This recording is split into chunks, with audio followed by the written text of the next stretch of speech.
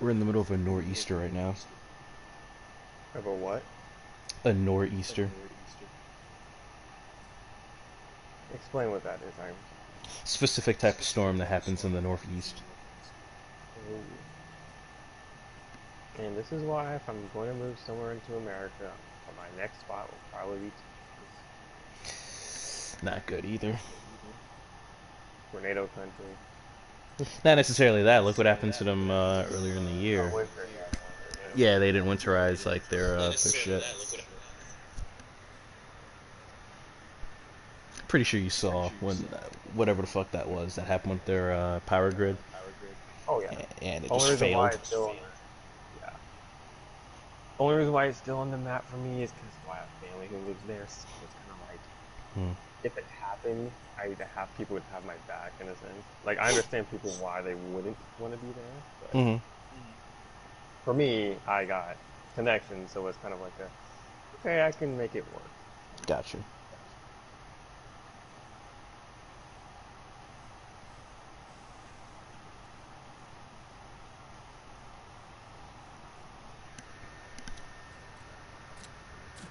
You know, nor'easters aren't that bad. Well, usually aren't that bad. Well, I hope you stay safe. The part of which I live is pretty safe from nor'easters. Might get a little flooding, but that's usually the worst of it. Well, considering I live on like what 3 hills, I'll be fine.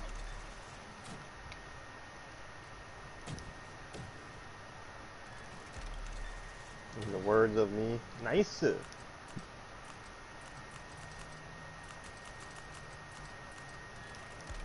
So there's a Yu-Gi-Oh card, and his Hmm. name is Mr. Volcano, and I'm just like, that's just a like, this card is like, It's pretty metal. yeah, like I'm just like, this is a pretty dope name, but why are you so bad? Like you're not bad, but like no, there's no reason to use you. Like, like I would like if this card was good, I'd be like, yo, I'm playing I'm making a Mr. Volcano day, like that, my dude. Well, you know how cool that sounds?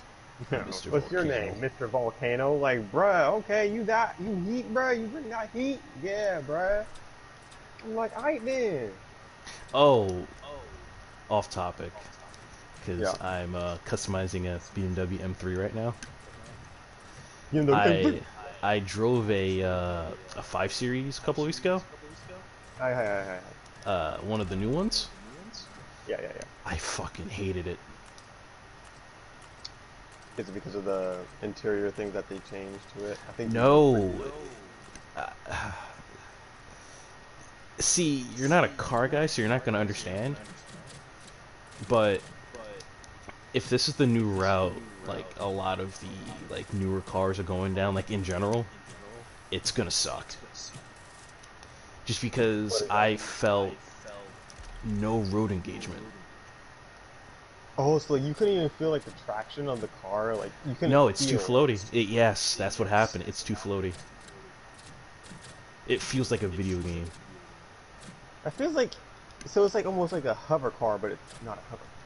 Yeah, like I felt nothing from the road unless it was like a major like speed bump or something. Well, I got a nice convenient disappointment for you.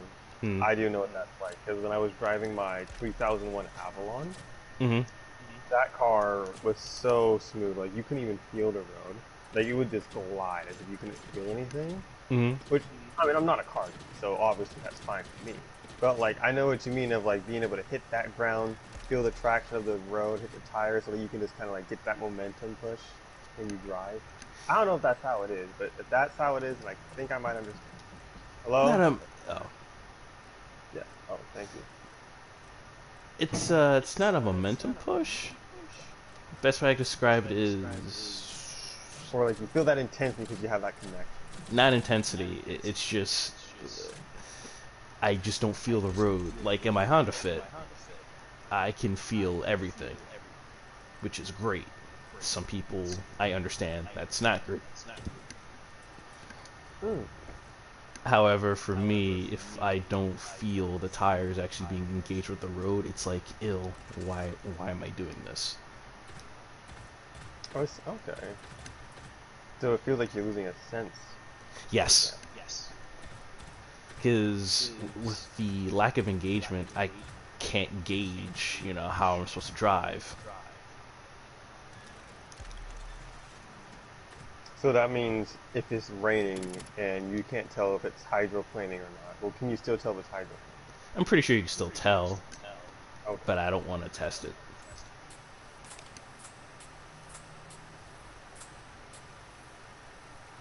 But still, just the fact that it was so floaty, I was like, ew. Not good. Yeah. Oh, whoops. Didn't Well, even you gotta deal with fucking that. change the rear fucking thing. Wait, what? Sorry, you gotta deal with that. Yeah. One of my boys, his AMG was in the shop, and they gave him that as a Mm. loaner car, and he was like, "Oh, this thing sucks." Oh, so you're not the only one who's just like, yeah, this is a, or this is Well, not your. he was talking from a different perspective. Like, he was talking because it's not fast. I could give a fuck about that.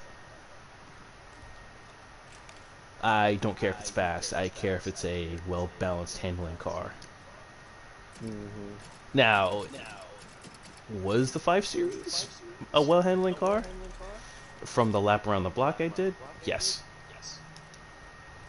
I just don't like the lack of feeling the road.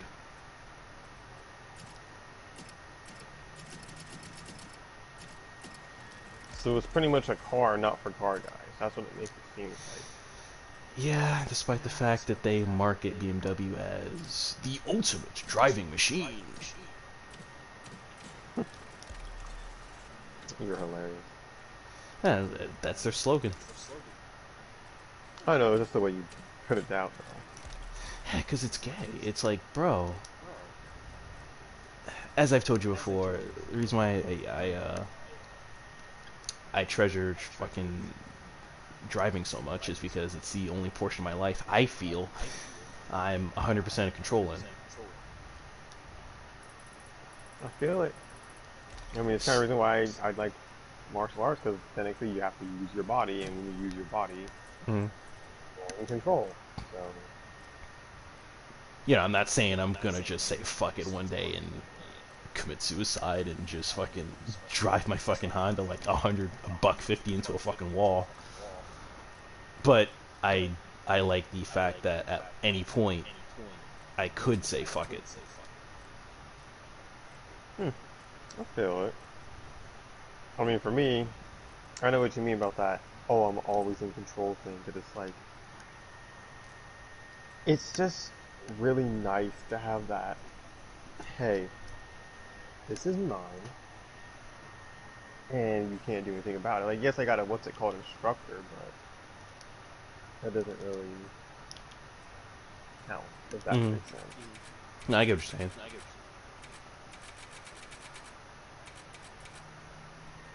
Oh, yeah, we've been live for like 5 minutes. Oh, what's up, everybody? Welcome to into the Blerds after night or after dark. Is that what they call it? Yeah. Yeah, Sorry. after dark at this point. This is the after hours Like, special. share, and subscribe. You know who I like? Hmm.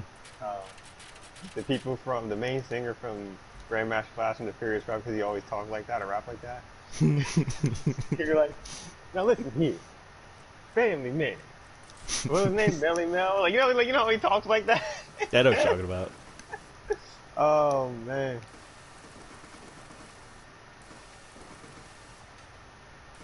And Grandmaster Flash beats so strong that his zodiac sign is Capricorn. Yo, shout out to that man. Shout out to that man. Oh god, yo. Yeah, I love Grandmaster Flash and the Furious. The classics. You don't know who they are, probably not a boomer. Technically, I'm not a boomer, but that's just the joke that people like to say nowadays. So I'm a boomer. Oh man, the side skirts I want to put on, they're not compatible with these rear fenders. That sucks.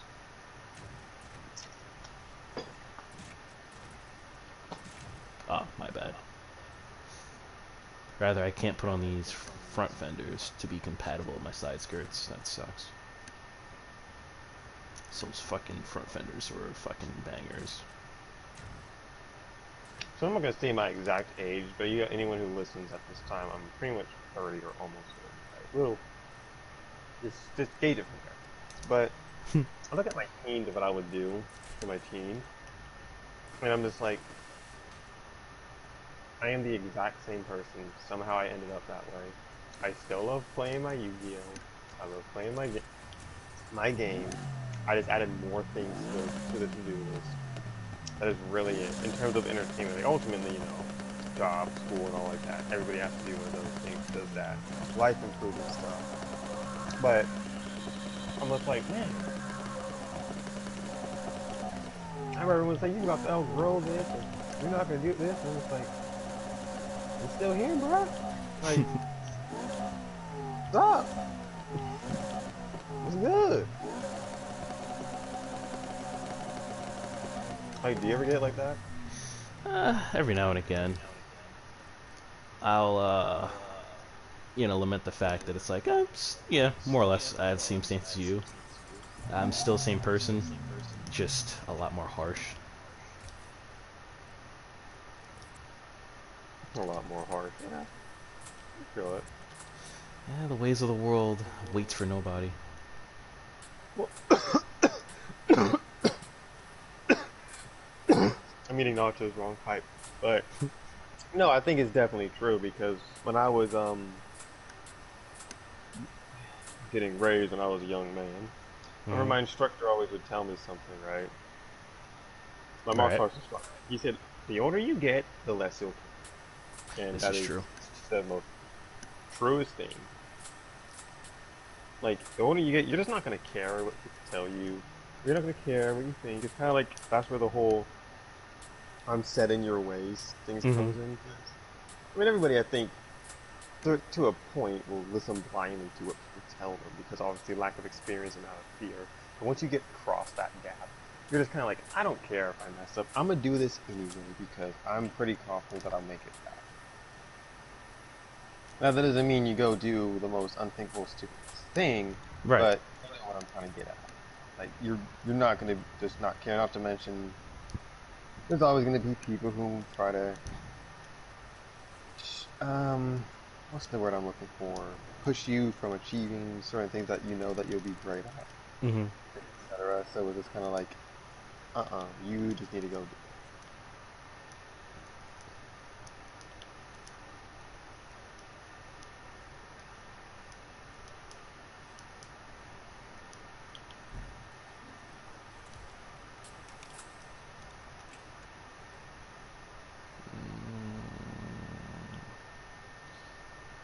Yeah, I haven't played this game in a long time. I forgot how to sort of use the vinyl editor. Nice.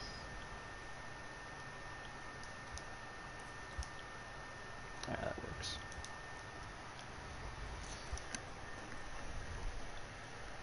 Oh, dude, I had this fucking thought the other night. Well, weeks ago. Yeah. My bad, I'm yawning. It hit me. I think, I'm not saying this is true, but it would make sense. It feels like, at on some level, like if you grow wise beyond your years up to a certain point. I'm listening. I actually want to I know know, what I'm you just meant. putting the words together. Okay. Like it feels like if you grow beyond your years at a certain point, like at a very crucial moment, it seems like you run the risk of dying earlier. I can kind of agree with that because many people always say that to me, like, "Oh, you're pretty smart for your age." Like, I remember when I think I was 25 Mm-hmm. and 24, and the person I went to class with was well into his 50s. Okay, All and right. he was just like, "Man, I enjoy talking to you, man. Because don't take this the wrong way. You might be in your 20s, but you sound like you're my age. Like you just seem to get it. You might not have the stuff that I have because you're obviously you're still young, but trust me, bro, like you're gonna be so good. And I'm just like, oh, I appreciate that. Mm-hmm. But it's very true, and because like you put that unnecessary, I guess you could say, stress on you in a sense, Mm-hmm. it's kind of like, oh crap, like stress kills. It's proven stress kills. Not to mention, as you know, we are black, and black people do die. Well, I'm not coming at it from like a stress standpoint. I'm coming from a standpoint that there's like some sort of weird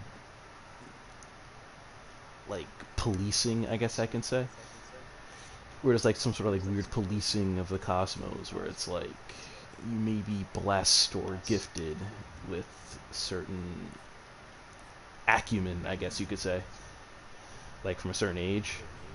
Mm-hmm. Well, it's kind of like the I think it's the Thomas Edison or Thomas Jefferson quote: the light that shines twice as bright burns half as long. Kind of see what you mean, because it's like you're using up your. Are you kind of like you're using your life source faster, in a sense? Yeah, that, and since you're wiser to the ways of the world faster, you don't necessarily lose hope, but it's like it just feels like there's no middle ground. Like you'll either be a fucking retard going through the world, or you're going to be very smart or very aware, but not a very long lifespan. It seems like there's no like middle ground there. Interesting. I kind of disagree with you. I feel like if you're wise above your ears, you wouldn't be doing stupid stuff, because then you're not wise, personally. No, I don't mean that. I meant like you'll be gifted or blessed with, the acumen Oh, to see the way things are fast, but not a very long lifespan. I see what you mean. But you're not, so technically you're not wise, but you you see reality sooner than most. Yeah, That's it feels like if you're gifted with the sight to see reality for what it is very quickly, it seems like you don't live long or live as long as you would like. hmm. That is actually an interesting thing. Well, ultimately we can both agree that this is not an absolute. Hmm. There's obviously people who live long and probably saw reality sooner, but I can kind of see what you mean, because it's like I can definitely say that when I had a goal of achieving something, Hmm. my quality of life increased way more. Hmm. But then when I was just kind of like, okay, I'm in reality, let's just do what we have to do, it didn't really stimulate anything. Right. And if you kind of go through that all the way, it's just, I can kind of see how that I can end up to an early grade, because, emotions can do a lot for you. Even Hmm. if you don't think it doesn't mean anything.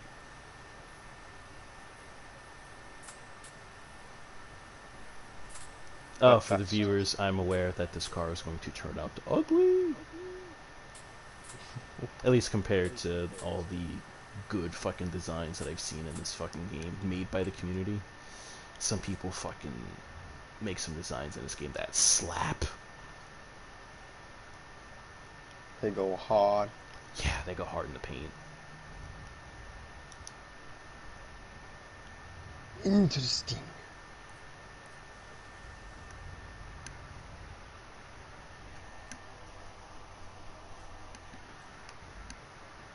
Oh, yeah, So as I far, would so just good. say, Yeah. well, Raiden, I would just say,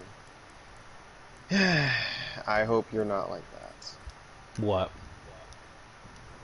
Like you don't have that reality feeling or something like I'm not saying it's true. I'm just saying that's what I feel. that. Oh, okay. And if I, it turns out to be right, I wouldn't be surprised. Yeah, Raiden, I'm. Yeah, I believe that. I can kind of believe that. Kind of like one thing that I guess you could say I've always thought about was I feel like if you're always down on your luck, I just think like it's kind of like payment for like when you do get older, Mm. you're probably going to, if you do everything right, like if you mess up your life, then you mess up your life. But like if Right. you just kind of persevere through that, like you're probably gonna get blasted with some good stuff. I'd like to hope so, because there are some people that you can tell life legitimately fucking hates them. Well, that's kind of how I felt about my life with some of the issues I had to deal with. Then everyone's like saying like, "Oh, well, you're pretty blessed," and this, and trust me, I really am. But like when Mm. you have like certain goals, things you want to achieve, or certain things that you might have never had a chance to do and get, it makes you think like, "Oh, why me, right? Why do I Yeah. not get it?" And definitely say it's not fun. It pisses you off, but it's just one of those. You got it. Like what can you do, right? Yeah. It's kind of like the way one of the quotes Kreia said. Life often dashes down expectations. It seems. Not that's not word for word. I'm paraphrasing, but it's some along the lines of that. Oh, absolutely. I can tell you. Paraphrasing.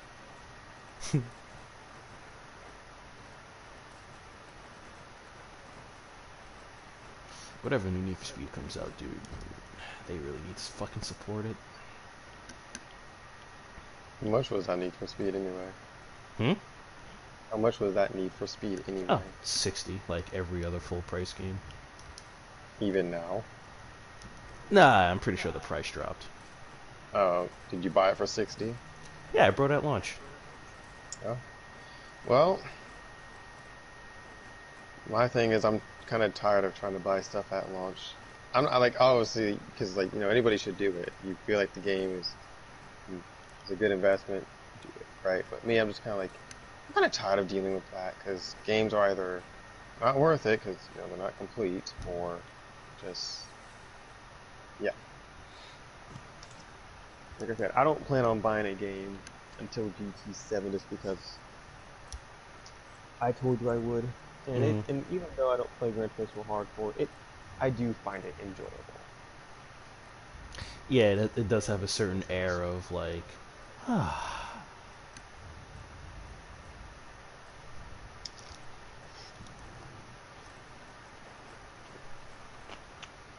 I might be wrong, but did you consider it kind of like an art? in what way? Because not everyone's going to be able to own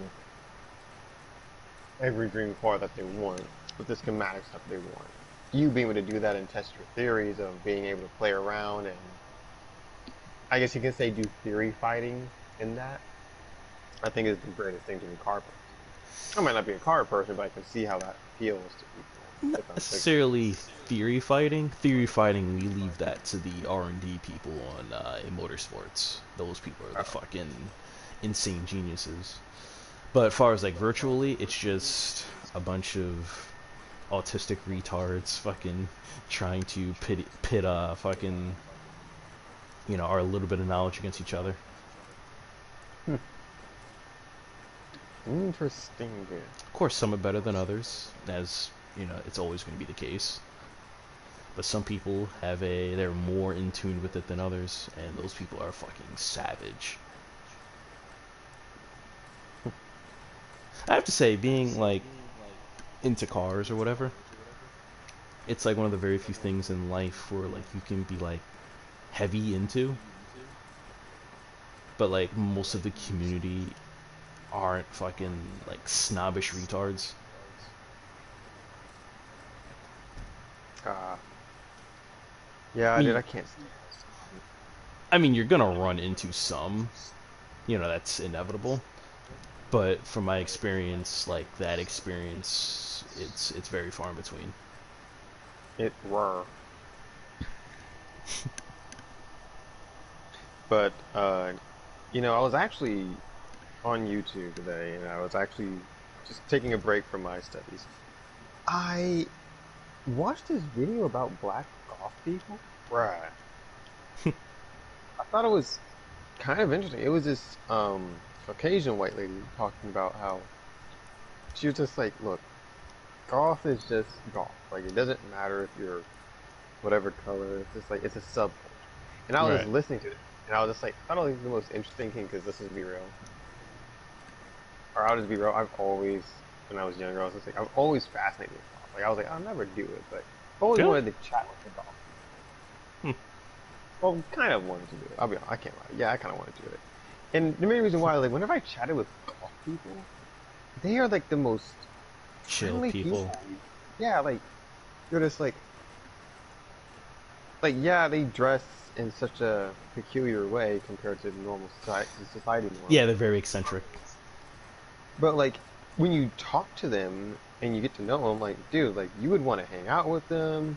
You don't really see them for that. Like they're just so cool, they're friendly. Yeah, it's like, hey, bro, what's up? And then like at least every time I saw a golf person, whenever their friend got into like some crazy altercation, Mm-hmm. they were just like, that's my home. Like they were like the ride or die, you know. Mm-hmm. And I don't know. I just gotta give respect. So if you're a golf person and you're listening to this, you got my respect. Oh, dude, this car is going to be so sloppy. So remember, there was this one guy, kid. He was considered like I think he was a golf man. He sad, and we'd always work together. We'd always get stuff done. And like the dude was this, I think he was Native American. Dude was so sick. He was freaking. We'd always be like, yo, let's get this. Like, yeah, let's get this. Like we would be chilling. Like, and it's like we didn't have stuff in common, but this is why I believe you don't need stuff in common to make a good relationship with someone because if you don't have something in common, that's your opportunity to ask questions and learn. You're like, oh well, what is that?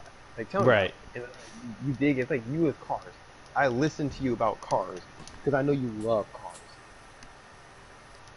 Oh, fuck. You know, Mm-hmm. and when people do that and you actually try to get in. Yeah, you get some of your ignorance alleviated. Right, but then like you just kind of add to your arsenal of how you can talk. I mean, talk to people. Because like I can just be like, oh yeah, I like this and that. Because like I used to be a person that never really cared for rock music. Growing up in black family, it was Mm. R&B, classic soul music, and sometimes we do hip. Me, I listen to rock music. Like, oh, this is good. It's hit. See, I was grateful that I grew up with a dad who was a musician, so there was none of that, reinforcing like, oh, you should listen to this because, fucking, this is black music or whatever. My dad was just like, as long as it's good, it's good. Hey, I respect that. However, I mean, everybody grows up at some point. I remember when we used to listen to the Tekken 3 soundtrack. When you did all the things in the game to unlock, the ability to listen to music. Yeah, I think it's called sound test. Yeah, something like that. He swore up and down that whoever composed that soundtrack was a black dude because he was like, nobody else is this spirited. And then, years later he grew up and he was like, oh shit. Well, go team. Fucking good music's good music, bro.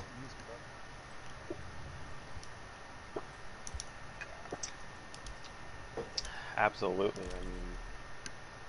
I love the whatever you call it.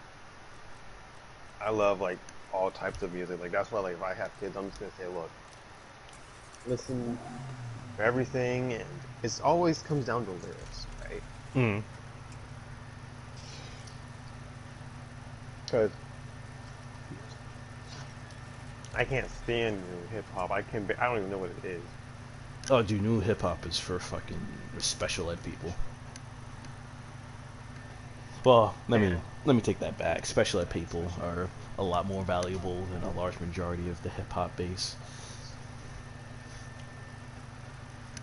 we'll just say it like this. It's just the messages are usually not. It just doesn't appeal to me, right? Usually whenever I hear it, the messages aren't good. That's why like when I listen to Drake's in the studio playlist, Hmm. I was like, okay, this song's nice because it's really talking about like choosing your family over your friends, and if your friends are so good to you that they become your family, well then guess what? Your family. That typical thing. And I was like, I can get behind that. Like that's what's up. I respect her for that. Well, with me, music, I could give a fuck about the messages usually, because it's it's whatever. Uh, but there's a reason why I generally listen to music without lyrics. Because for me, the ability to make a song that has no lyrics whatsoever, but it's moving, is always more powerful than any song that has words. I kind of like that too because like I feel with music without lyrics, and I'm a very big imaginator, right? So it's just weird. I always like to imagine like oh, I'm gonna be successful, or what if this happened, right? But I think about music without lyrics, it allows you to really do that without kind of having that forced influence. Because like when you hear a lyric, you're always just it kind of molds you to think like, hey, this is what's going on subconsciously or something. But when you Hmm. just do the whole non-lyrics, you kind of get free to say, yo, this is what's going on. Like when you get really hyped, Hmm. and they're like, yeah, yeah, I'm so hyped. And you listen to a song, and it's just like it's hype, but there's no lyrics. It just kind of gives you more momentum. If you listen to a hype song and it may says, "Yeah, we're gonna kill these niggas. We're gonna do this," you just kind of like, hold up, like don't act like you ain't hearing niggas getting beat. You know what I mean? Like, like, like that's what I'm talking about. Well, with me, the reason why I that's why I have a heavy base for like EDM. The reason why I value songs without lyrics so much is because when you have a song with lyrics, not saying it's bad by any means, a large majority of music I listen to that has lyrics is fucking bangers. But it feels like when you have a song with lyrics, fuck, hit my nitrous. When you have a song with lyrics, of course you're telling a story, but that story is now set in stone. Like when you listen to a song without lyrics, the possibilities are fucking endless. Yeah, that's kind of like what I mean, like with your free roam, like when you have your mind to thinking, it's like you don't have that influence because it's like it's not kind of pushing you in like a direction Hmm. per se. So no, I 100% agree with you on that. Yeah, just like, did you ever listen to a Skyfall by Adele? No, I'm actually not a big Adele fan. Not Oh, in the sense I dude. don't like her, but I just haven't given her a chance to listen to her stuff. Because I've always Oh, had other dude. priorities. Skyfall is a fucking banger. But, like, I had both versions of the song on my phone, the, instrumental and the fucking, standard version with all the lyrics. Yeah. Dude, the amount of stories that I formed in my head from the instrumental version are fucking endless.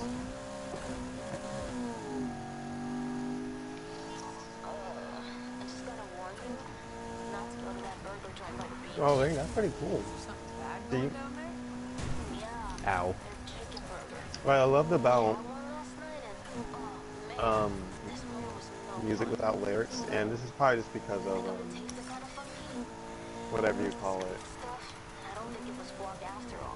the martial arts. To me, and I love watching martial arts films back in the day and good fight scenes. Shout out to the fantasy movement and all of that. Like music makes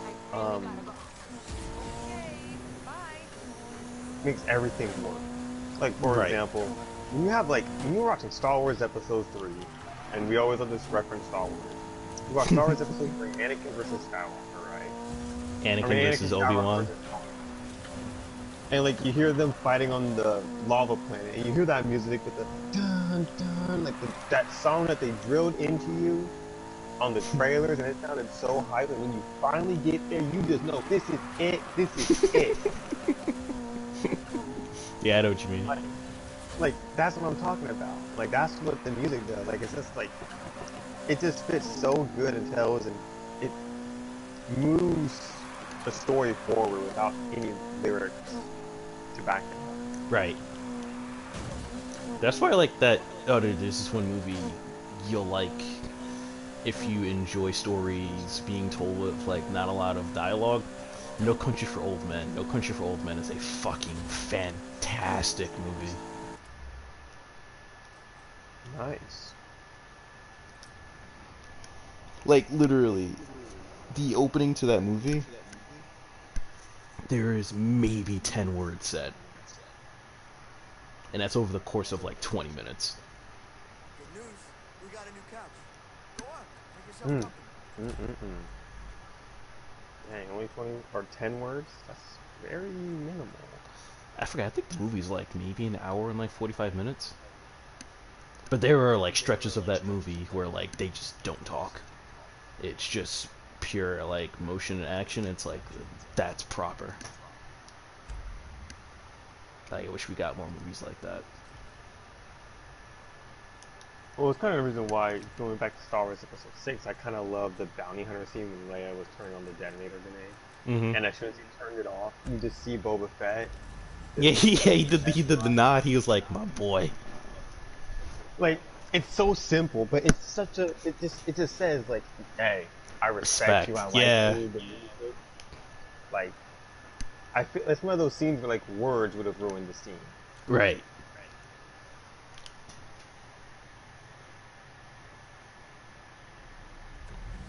Oh, dude, there's this one fucking great fight scene.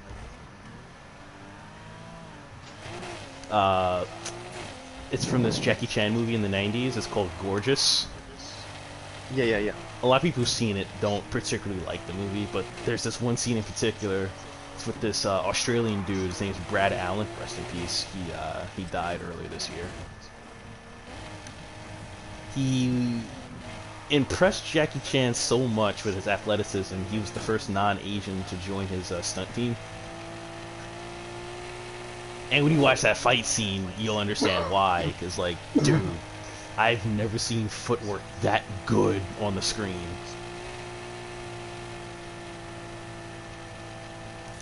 Like, Brad Allen's footwork for the screen is second to none. His footwork is extremely good. Well, it definitely goes back to what they say, man. If you're good at something, people will respect you. Yeah. Like, I remember I was watching like this thing called The Legend of the Black Martial Artist, right? And all of them were like, oh yeah. Even though I was black in China and this and that, it was during the time of racism in America. Right. I was in China, they didn't care that I was black because I was so good at their martial arts that they were just like, hey, we're weird, we have no choice but to respect you. Right.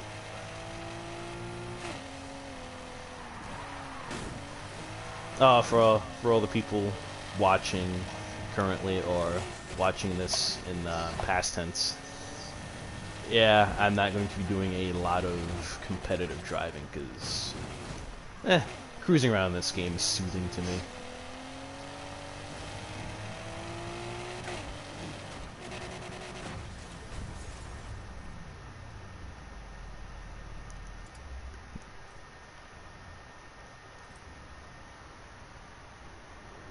No, man, music is so amazing. Like, well, I guess everyone knows music's amazing because, like, I think everybody listens to music.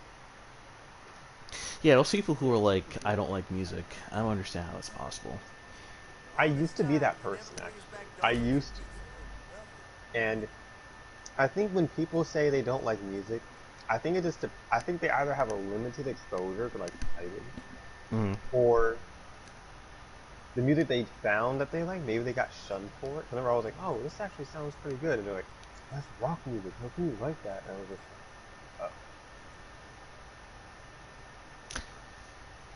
like, oh.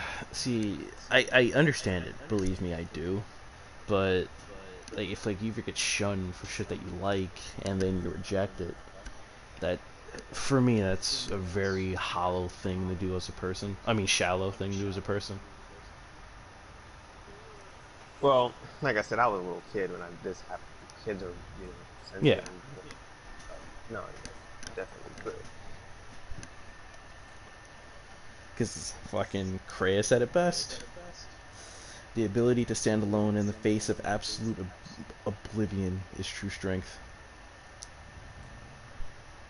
Yeah, it's kind of like me. It's like that's the reason why, like, hey, look, I can definitely say I had to deal with that sometimes. Mm. Because I remember when I was at my job and I felt like I was the one getting in trouble for crap and for like purposely trying to get at me. I was just like, I'm not trying to mess up. And honestly, from what people said, I wasn't even messing up. They were just making problems out of nothing. Because when you're not liked on a job, they will make sure they don't like you. Yeah, they'll try to get rid of you in some sort of fashion.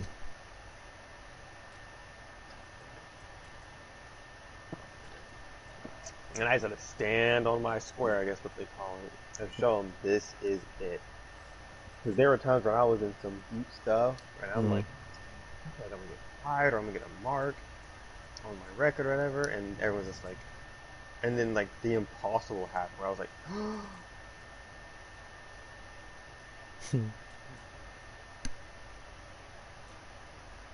still, I don't ever want to do that again. That's becoming Oh, of norm. course.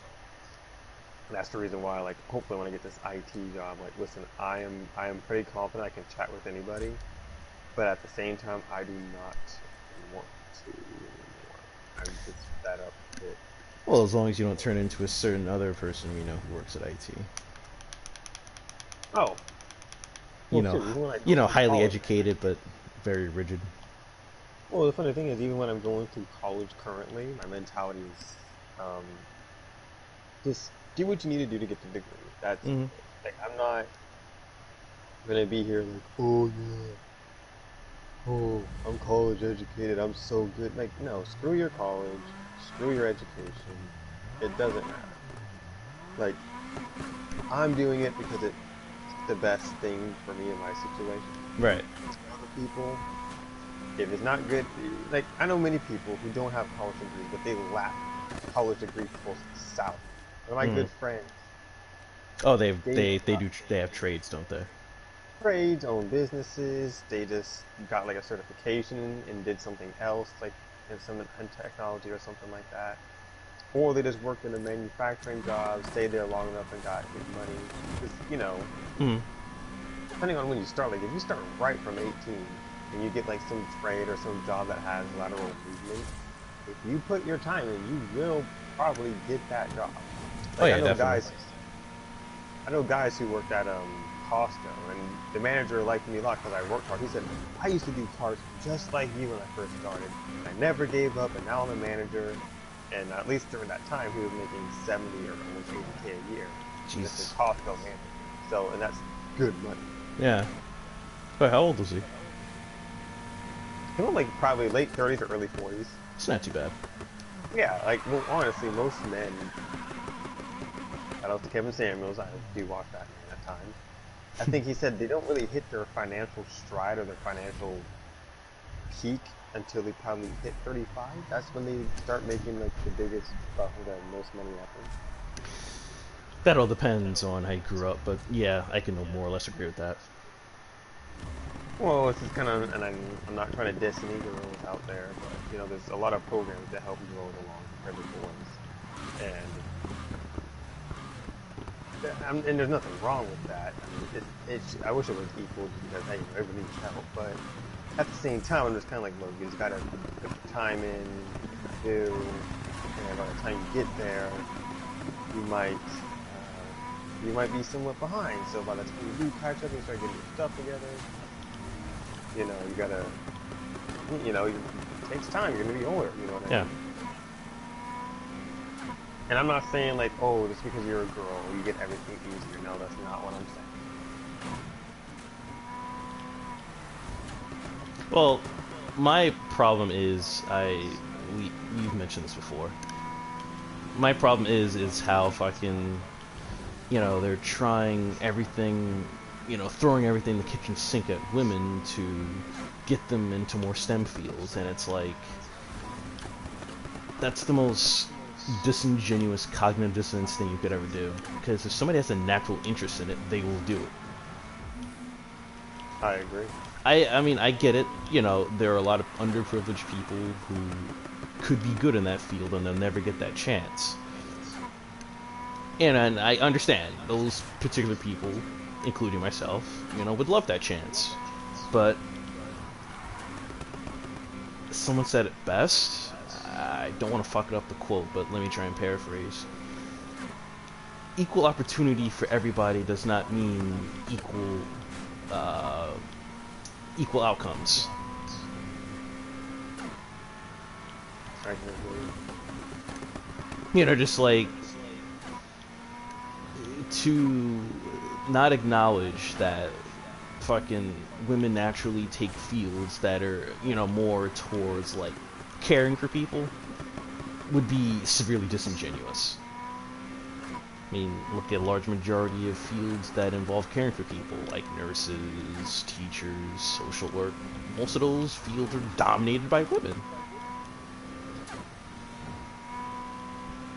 Now, in some of those fields that, you know, require, caring for people, should they be higher paid?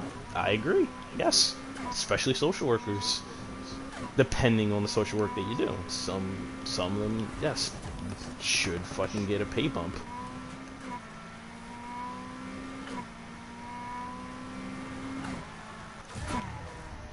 Oh, I didn't know if you were done or not, but no, I agree. It's kind of like, how can I say this in a sense? Like, it's kind of like when people, you know, I'm big into fighting, so I'm just gonna say it like this. Mm. As many times when people always say, fighting games are hard, or you need to make this game easier. I'm like, no, you don't need to make it easier. Like, Right. or not to the point where you neuter the core basics of a game. If people want to learn something, they're going to put the effort to learn. That's just Right. point blank and simple. If you want something, you're going to get it. Yeah, it's the thing I hate. I hate how we're trying to get rid of, like, gatekeeping. It's like, no, gatekeeping sometimes is the best that you could have. Just like, you know, look for nerd culture, for instance. Since gatekeeping is almost non-existent nowadays, anybody and everybody calls himself a nerd now, which is fucking ridiculous. Yeah. It's Yeah, like, you're oh, I right. saw the Avengers in the movies, yet you know nothing about the Marvel Universe. It's like, oh, I thought Spider-Man was with the Avengers. No, fucking idiot. I mean, honestly, I'm not into the Marvel scene like that, but like, it just seems to me Spider-Man's just that universal hero that seems to help out everybody when it suits them or whenever the situation comes. Well, he's, as I think I've said before, he's never been. Oh wait. Oh, for a minute, I thought the rear windshield wiper was working on this car. I was about to say, oh, that's fucking a detail I never even realized. But no, he's never been part of the Avengers. He'll help out when needed, Well, but that's what he's I mean. never Like, been he'll part of help it. out. So like, he helped out the X-Men too, I think, a few times. They're like, yo, we need When are you gonna help. get your And Yeah, he's and like, he's not okay. part of the X-Men. Don't listen to him. It's just, oh, our fucking our causes align. So yeah, let's fucking work together. Yeah, exactly. It's like, you're good, I'm good, our causes align, we might as well just work together.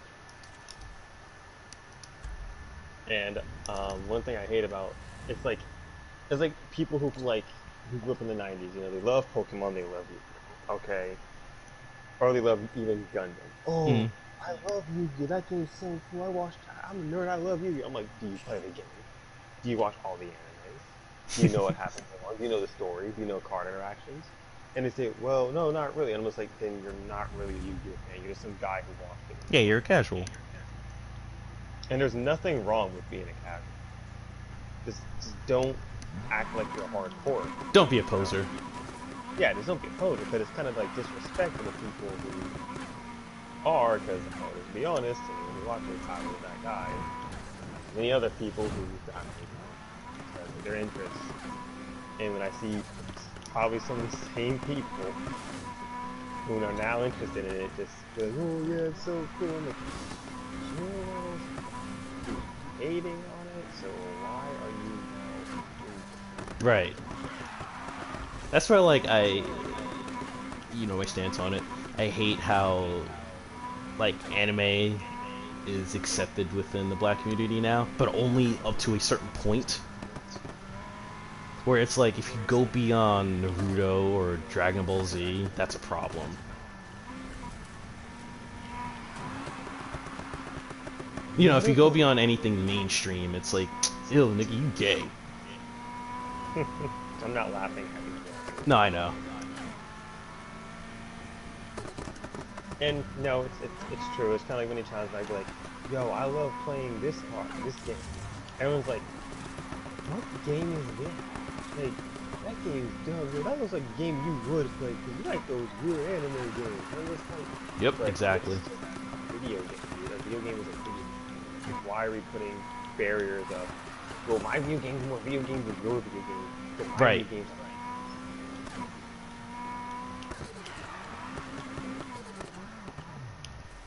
Let me try and get into a police chase. I haven't gotten to a police chase in this game in forever.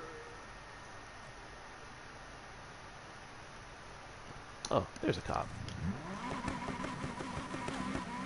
No, you're definitely right.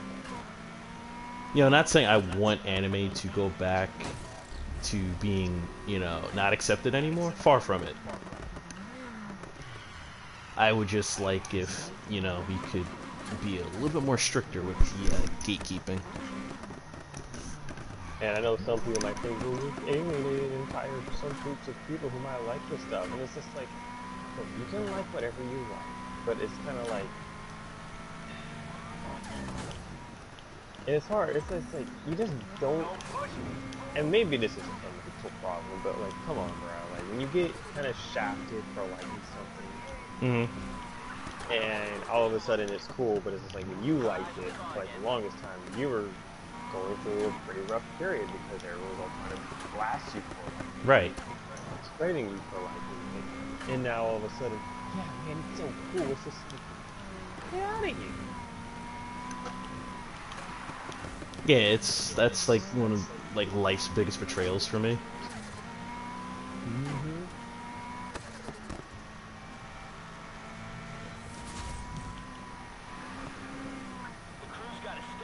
Like, I remember when, and I saw a video about it too. This guy was talking about like this kid was a nerd, and he's black, and he's well past it, like for mid 40s.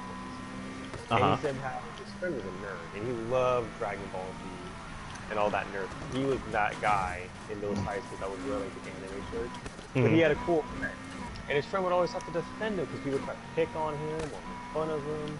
And he was just like, it's just stupid because it's like, he was just being him. And then people viciously attacked him or try to take his stuff. Because I'm going to be honest, when I was playing Yu-Gi-Oh! In middle school, he would try to steal from me. Take stuff. Or like when I would play Yu-Gi-Oh! In high school, I'd have to be very secretive about it. Or you had to hide, just trying to be you. And then all of a sudden, like, yeah, now it's cool. It's granted, it's childhood, so I think childhood is very thing, but it's still just yeah, kids are cruel.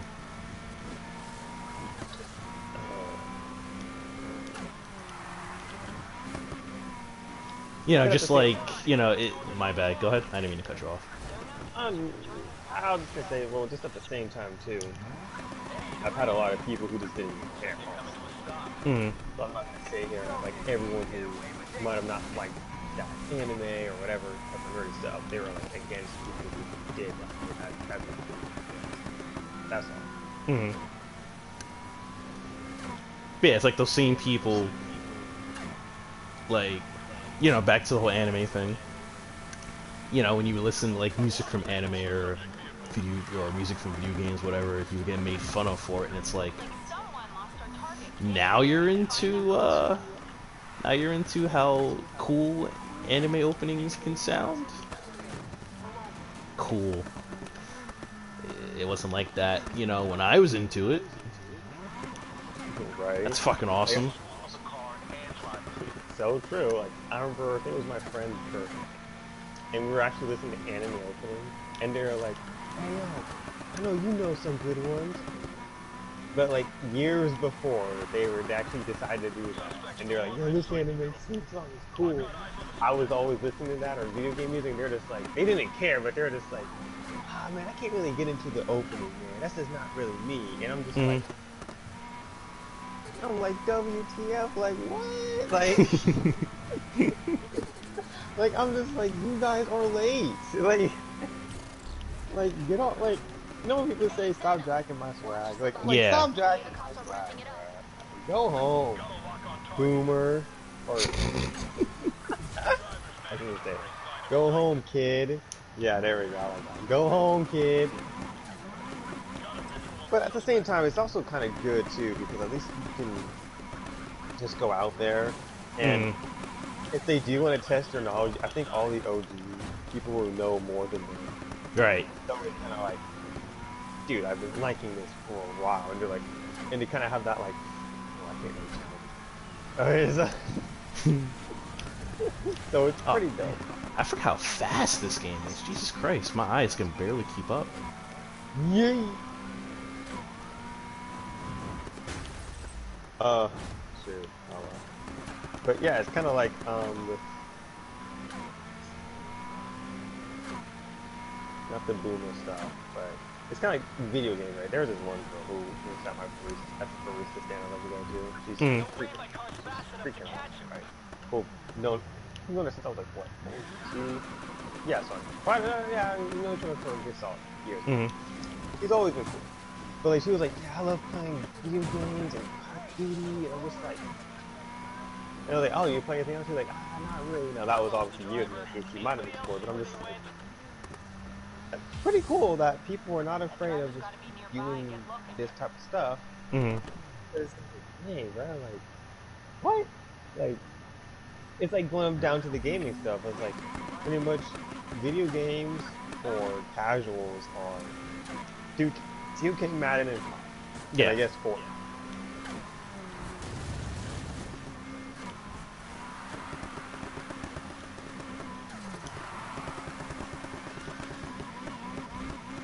Well, before, you know, when you played any of that stuff, you're just like,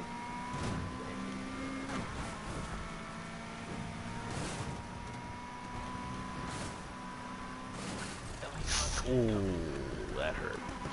and like I said, if you're offended by this, like I said, I hate people for liking what you like. You can like whatever you want.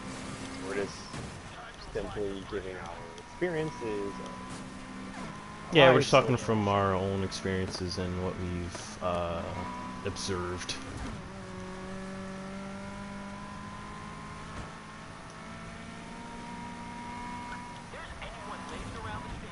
right? Because you know some people get like, oh, you're talking about me. I'm just like, yeah, you kind of are, but we're not doing a malicious thing. But like, Yeah. if people aren't living, like, you better chill, son. Like, Ooh, Jesus. Didn't see that wall coming. yeah.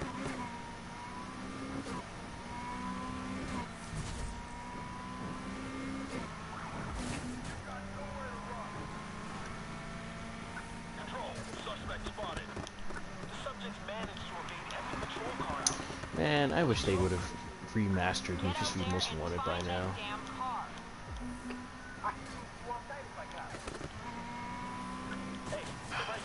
But as much as I would like that, I'm scared for that. Because we all know that game. Well, actually, no. This is one of the first Need for Speeds in a while. Well, EA games in a while that doesn't have any microtransactions, like whatsoever. Like everything that you can get in the game will be earned. No debate.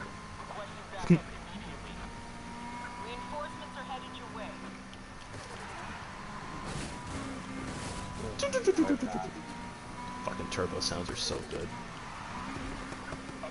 Oh, I was gonna say, dude, my back, man, it feels so much better. Like I still have those like points where like, ooh, that really hurts, but Mm. it's so much better now. God, I do eventually gotta go to a chiropractor. sooner the better. For me, it wasn't even the chiropractor; it was the massage therapist coming to really fix the problem. But Mhm.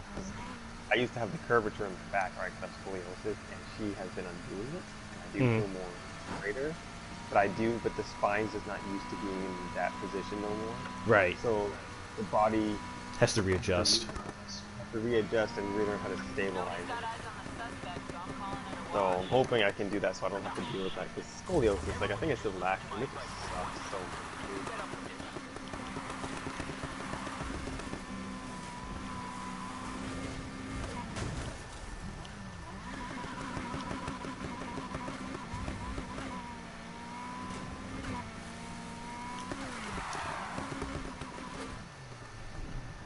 Oh crap! It's already 11 o'clock here, so it's like what 1 o'clock to you? Is it? Yeah, it's almost 2. Oof, getting late. Oh well. Food, Ah man, I can't food. wait till the fucking Nissan S15 is fucking legal over here in America.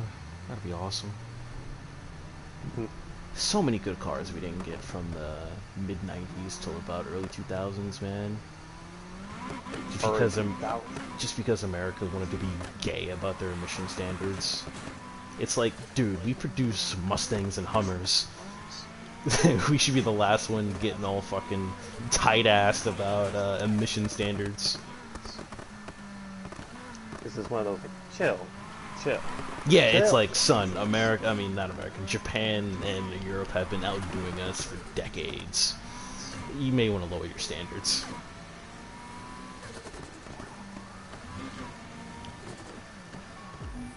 There we go. You know, I'm pretty sure the Nissan Skyline R34 has better emissions than a fucking Mustang from that era.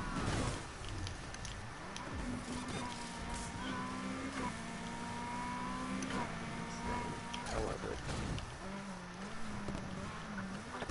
It's funny, I legitimately do hate the Mustang. Well, outside of the 60s Mustang and the Mustang Mach 1.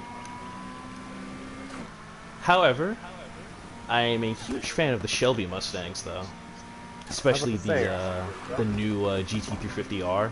Well, not new one, but they stopped making it recently, and I'm like, ah, balls. That Mustang was actually really cool. It actually could grip. he was like sad. Yeah, it is sad. Oh, fuck.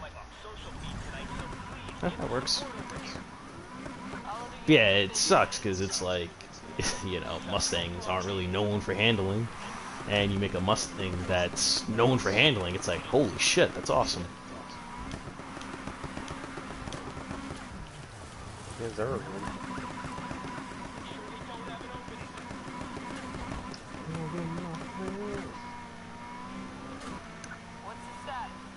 It's funny, I saw this video, some dickhead in a Hellcat, the Challenger Hellcat, Mm-hmm. and he made a video talking about, who says muscle cars can't grip? Because he took a video in first person of like the car going around corners at like 120. Okay. But if you're knowledgeable enough, you're able to catch that he had his speed gauge set in kilometers per hour, not miles per hour. So he made it look like he was going faster than what he was going. So could the Because moral of the story be dummy? at the most, sorry, what? Could it be that he was a dummy? Not a dummy, he just... A lot of people who are into muscle cars don't want to face that their cars have shit handling.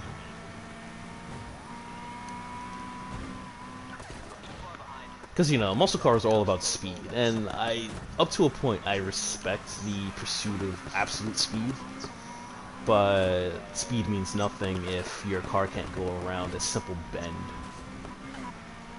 I, You know, going 250 miles an hour in a straight line means nothing if you need to slow down to 20 to go around a fucking straight bend that most, I mean, a simple bend that most cars can do at 130. uh,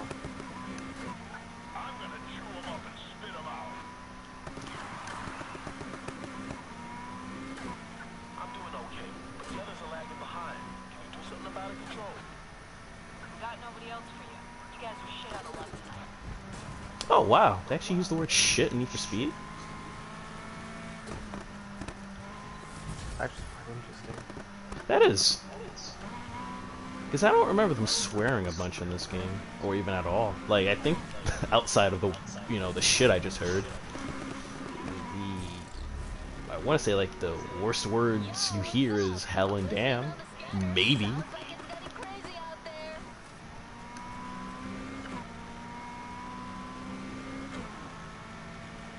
I mean, in the promotional trailer for this game, or at least the teaser trailer, the word fuck is bleeped out, and that gave me false hope. I was like, yes, a Need for Speed where they start to swear, that's awesome. And then you get the game and there's basically almost no swearing at all, and it's like, fuck!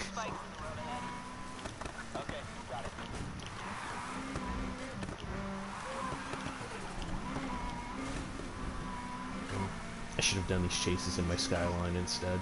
Not saying my S15's bad, my S15's great, it's helped me survive this long. But, something about getting into a cop chase with a Skyline is just therapeutic. I love that word. Therapeutic, man. Hey man, this massage lawn is therapeutic, man.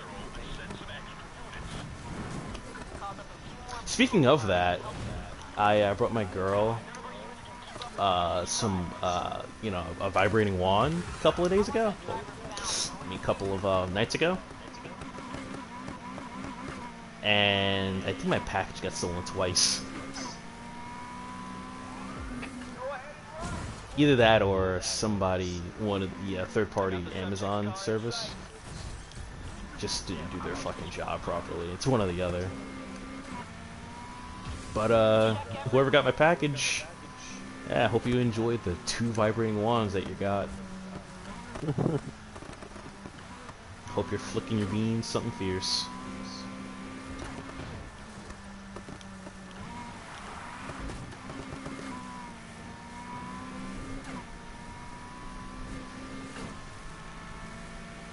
I should have put neon on this car. Oh, dude, speaking of neon, that's the only thing I can approve of from, like, that lawless time of Hit My Ride. That's making a comeback, and I like it. You know, the neon underglow? Okay. If you're even familiar with that.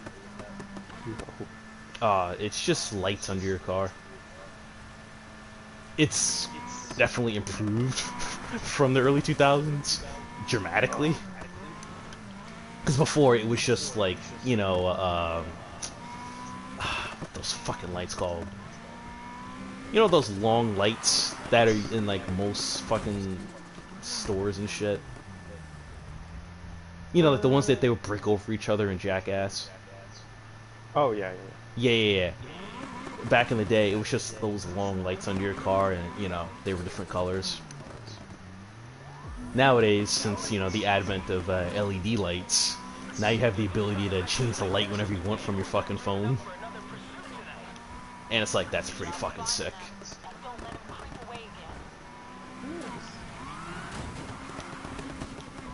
You know, random topic, but I think one big issue that all gamers can agree on is that, yo, your wrists are like the most valuable thing. Because like, no matter what game you play, those things will be affected if you don't take care of them. I don't know. I can honestly never say I've had wrist problems playing racing games. I've had wrist problems playing Call of Duty.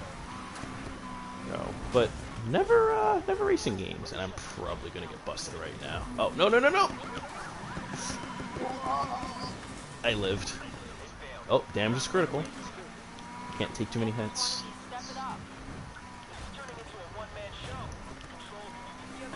Yeah, like my wrist is not like, oh my god, it's the worst game, but it's just very, like, it's just very poppy, and I know that's a sign that, you know, the ligament are loose, but it's still just kind of, damn. Right.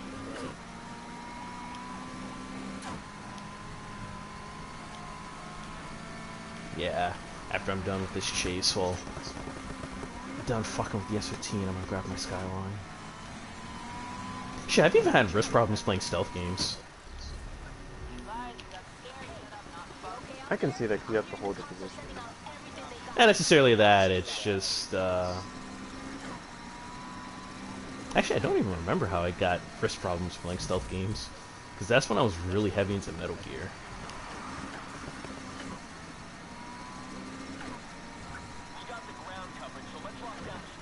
Here he comes again. Oh, dude. If Namco would remaster Ridge Racer 4, I would be super happy. Don't change the soundtrack. What? Don't change the soundtrack. Like, add on songs, but don't tamper with the existing. Oh, no, don't even add on songs. Leave it as is. Just, you know, make the audio quality better. Dude, you put me on, dude. That song is... That soundtrack is insane. I'm gonna fucking die. Yep, I'm getting arrested. Oh, no, no, no, still alive.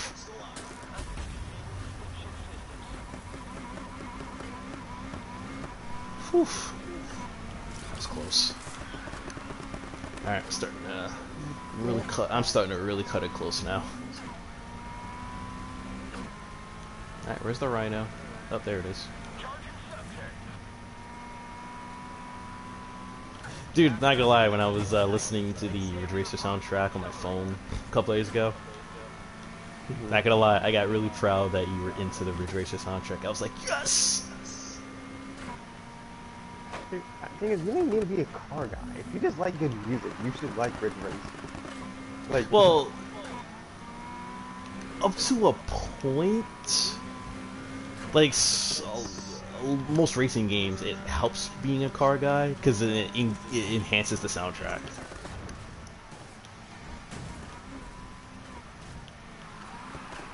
well, I guess for me is that I just like music. I just like it, and to me, I just thought that was a good song. Because like a large majority of the Need for Speed Underground, the Need for Speed Underground 2 soundtrack that I like, outside of the context of the game, it's not great to me. But when I listen to it, you know, when I'm playing the game, it's like, oh, this fucking soundtrack is just full of, ow! It's just full of bangers.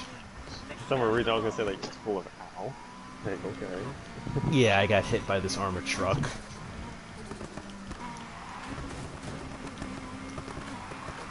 That is why I used to want a motorcycle. They told me not to get a motorcycle. Don't get hit.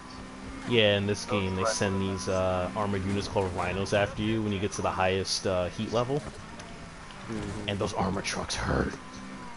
I'm guessing he is in the star level. Yeah.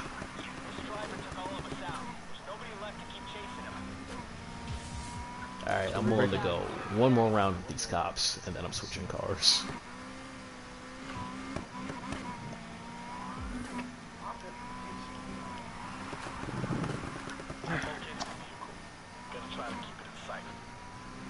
Dude, I love, like, the more damaged your car is.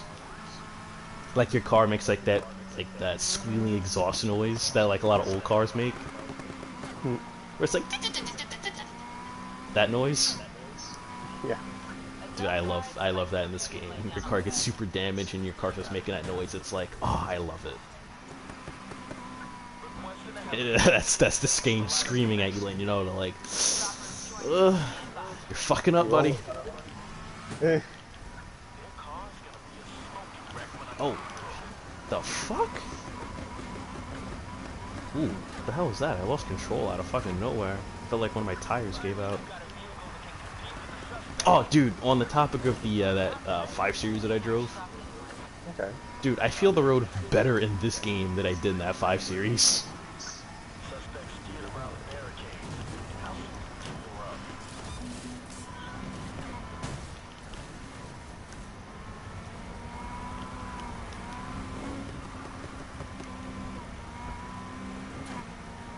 Yeah, like the best way I can describe... Oh, this is perfect. The best way I can describe driving that 5 Series was playing those PS3 games before DualShock 3. Oh gosh, that's actually very weird. I like 6-axis, but it Well, you it know what I was mean. Before like the PS3 controllers had the vibration thing in them. yeah, Yeah, for Rumble and PS3. Yo, yeah.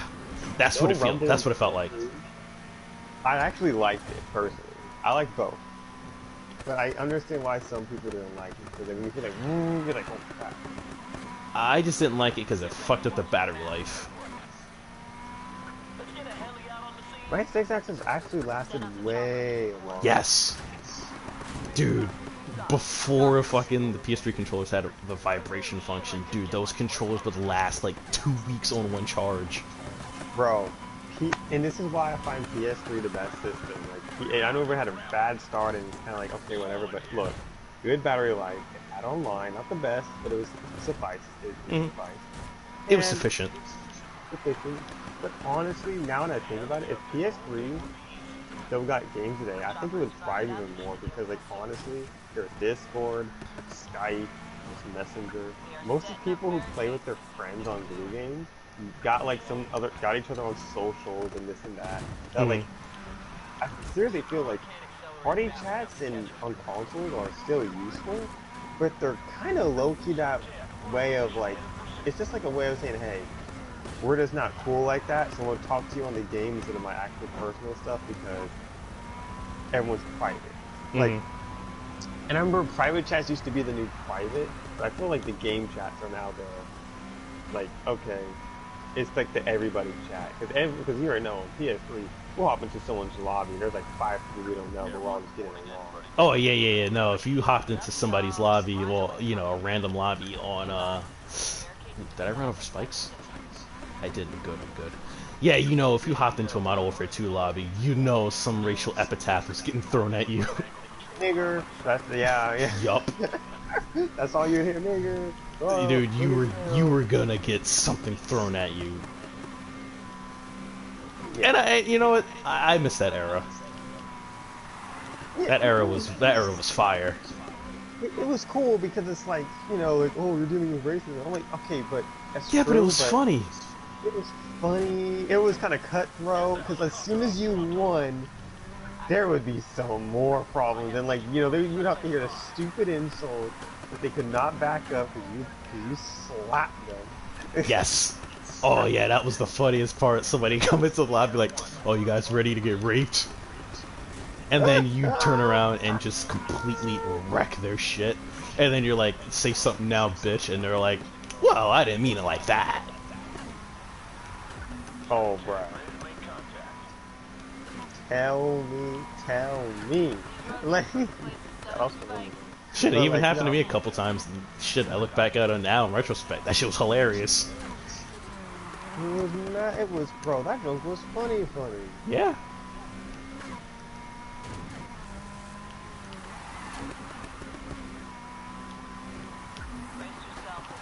Oh shit. Like off-road. Afford that rhino. Oh, good.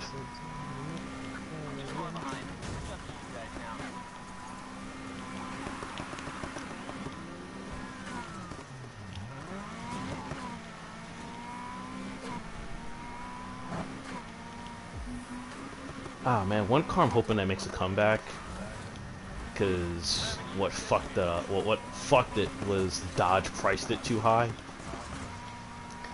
I'm hoping the Dodge Viper like eventually gets revived. That is still one of my, if not my all-time favorite car America's ever made. Is your most favorite thing? Yes. I love the 4GT. The 4GT is a marvel of a fucking car. However, the Dodge Viper speaks more to me because the Dodge Viper was unorthodox. You know, because for whatever reasons, us in America, we absolutely love V8 engines, which I understand.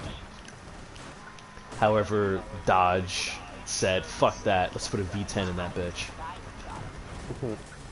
And I heavily respect that. Because the first Viper came out sometime in the 90s? I don't remember when in the 90s. Because by the time I was born, that's when the Viper Coupe came out, because the Viper originally was convertible. And I'm not gonna lie, I wasn't a fan of the original Viper. I thought the original Viper was ugly and unattractive, but when they turned it into a fucking... I don't know, it wasn't a coupe, it was just a two-door car. When they turned it into a two-seater, I was like, that's sexy. This is him. Okay, that's what's up. Yes. You know, the thing is, I remember, like, the Dodge Viper is literally, like, the only, Dodge car, like, I think I've ever heard you respect. Yeah, the only two American cars I respect, at least they're modern, well, the modern version of it, I respect the Corvette heavily. Really? Yeah, I respect the Corvette now that I understand more about cars. But, yeah, the only American car that has my utmost respect is the Viper.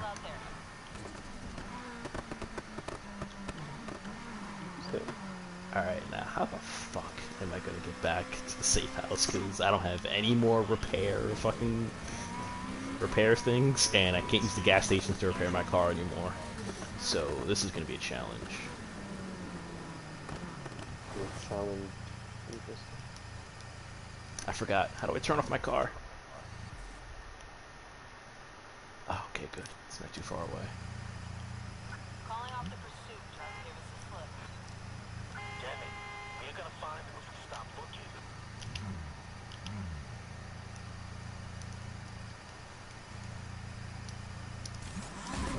Oh, you can use nitrous.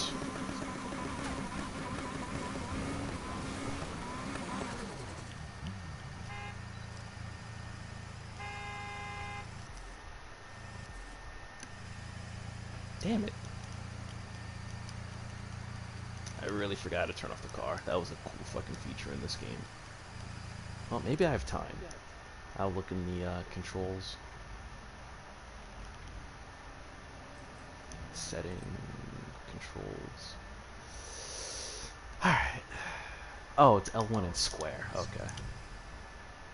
I love that feature. It's so useless, but I love the fact that it's in the game. Shut your engine off.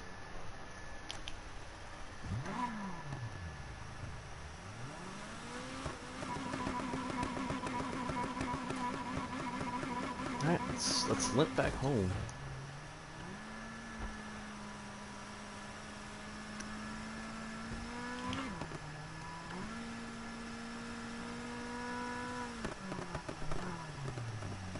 Actually, wait, hold on. There's another American car that I highly respect. That's the Ford Focus RS.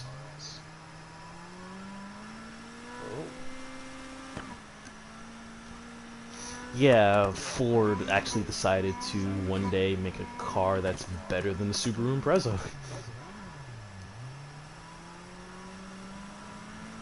Man, I know so many people who love Subarus. I don't like them now, and it's because Mitsubishi, in their infinite wisdom, decided to, you know, shrink their fucking car fleet down to like 4 cars. Yeah, because apparently they don't really need to make cars, because apparently they're all set without them. Because they're heavy into like heavy industry, like industrial vehicles, fans, electrical equipment, all that shit. Yeah. And apparently they were like, we don't need to make cars anymore. We don't need that stuff.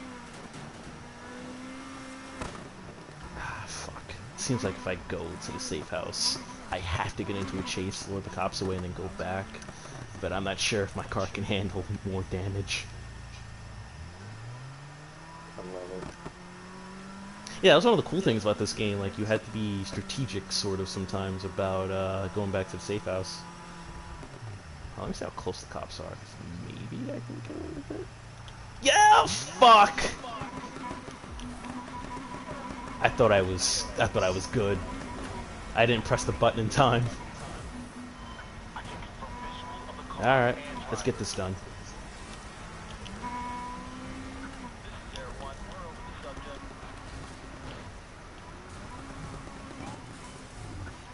Am I critical? Oh fuck. Yeah, I think I'm getting arrested. 'Cause, these cops are fucking ruthless sometimes. I'm gonna say, yo, free my homie Raiden. Pretty much. I've got a crew job in space on the road up ahead.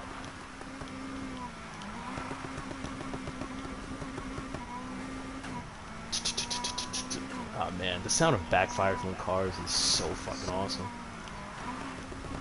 Something like that.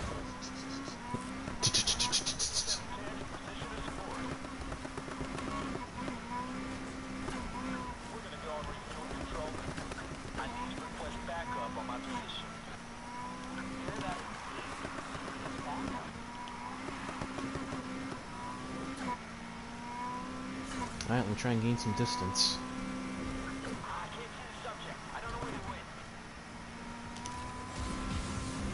Looks like someone lost their target. Get in there and find that car. Alright, let's try and take the long way around this time. Gonna take that wrong way. Yeah, don't have too much of a choice. I got away, but now I have to be careful getting back to the safe house again. Said I escaped. Ooh. Cop incoming. Terminating the pursuit, you guys. Gotta do better than this. Copy. I'll get back to patrol. Like, I like the idea in this game that, like, in the daytime, if you try to get into a cop chase, it's very uneventful. Like, they're not trying. But, like, when you transition over to nighttime in this game, the cops are like, alright, now we're not fucking around, we're trying to fucking murder you. It's just like, we gonna get. Yeah, essentially. I don't know, blame him. Well, because the story in this game is that, like, at night, that's, like, when the cops get ruthless, we're like, we're gonna do some, you know, pretty corrupt shit to stop street racing in the city.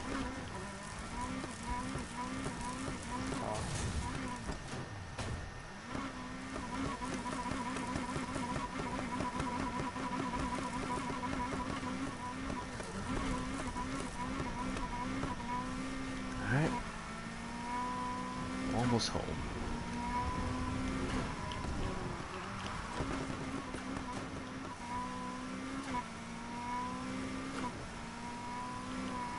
Oh, shit. Hopefully this doesn't kill me. Good.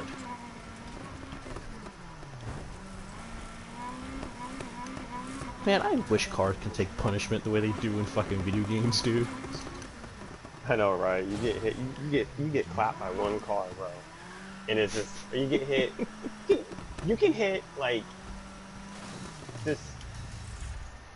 What can I say? Something tiny, like a barrel, and it's just like, yo, we'll have to go to the shop. I paid. Yeah, it's like, oh, my soul! Like cars are fragile. Fragile. Fragile, man. At least for their beauty. Their beauty is fragile. That's kind of a better way to say it. I was thinking of going for a drive later. So shout now if you want. That's fair. Alright, no more S15.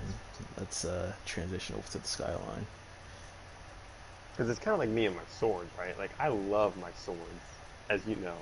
Mm-hmm.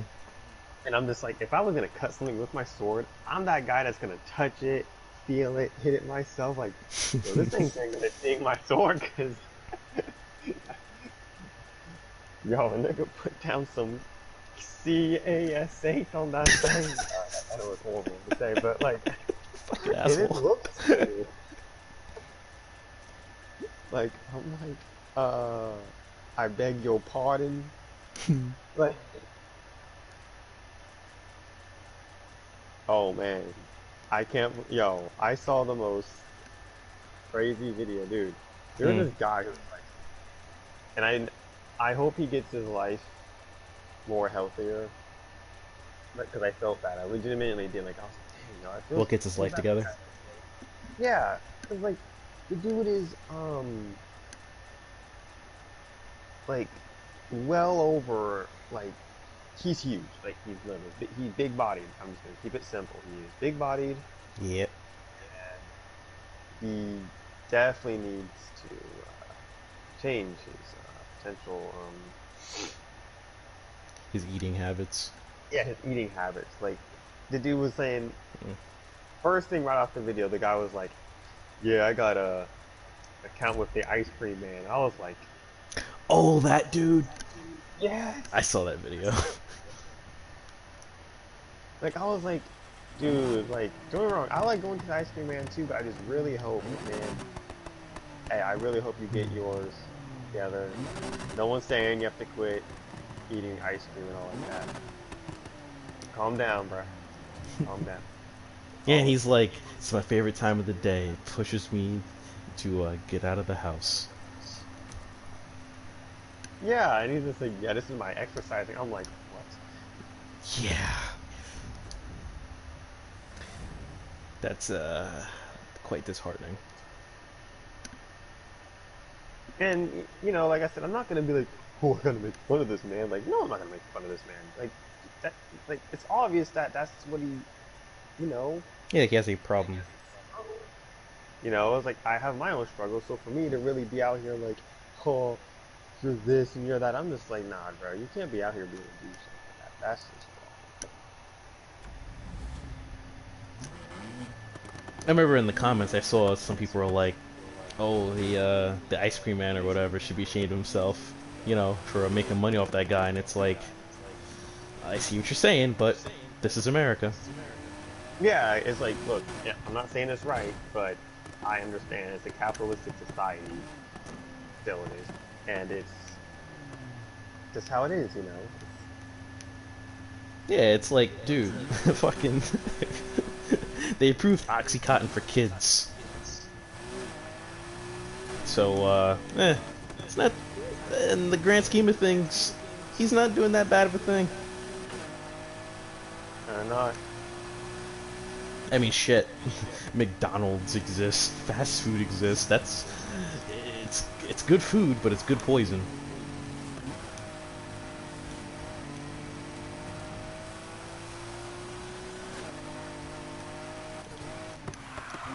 Like, I'll be 100% on food. McDonald's food is amazing.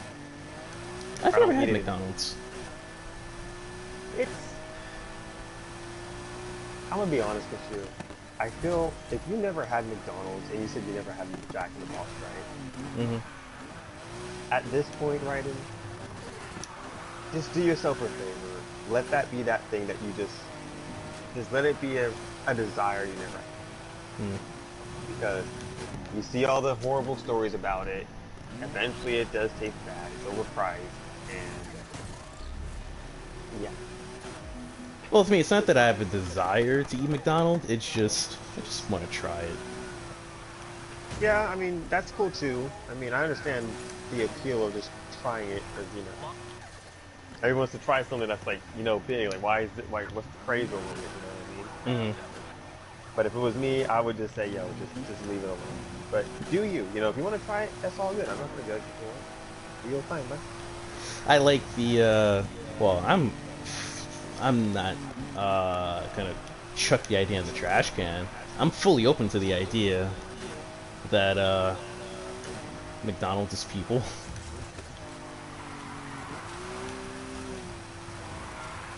Oh, what do you mean McDonald's is people? Like McDonald's is people. Like the like especially like the meat, it's people. Like, you think we're cannibals? Yeah. Eating- What in tarnation? No, I'm open to the idea. I'm not saying it is. I'm just open to that idea.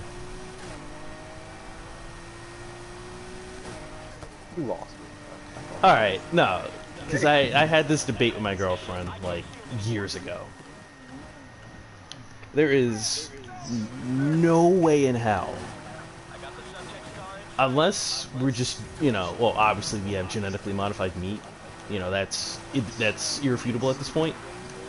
Yeah, of course. But there is no way in hell we have that many cows and chickens to feed everybody. That is impossible.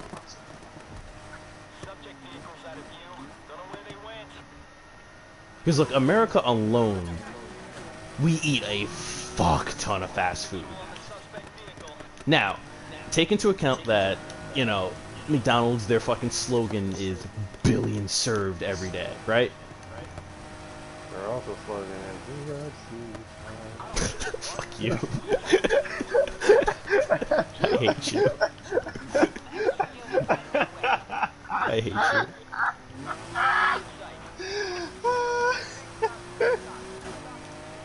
But no, I'm open to the idea just because, like I said, McDonald's, their slogan is billions served every day, right? Okay.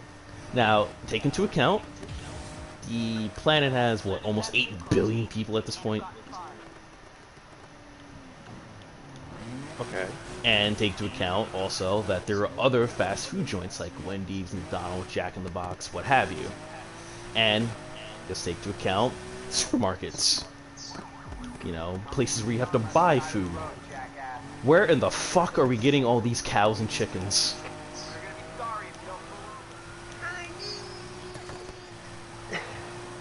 There's not enough. We do not have enough cows and chickens on the planet to feed everybody every day. It's fake meat, bro.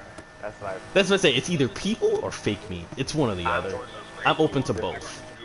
I refuse to be called a cannibal. I mean, if it is people, I'm not gonna lie. Eating people tastes good. Be honest about that. You know, it's the same thing, people make that joke about Chinese food.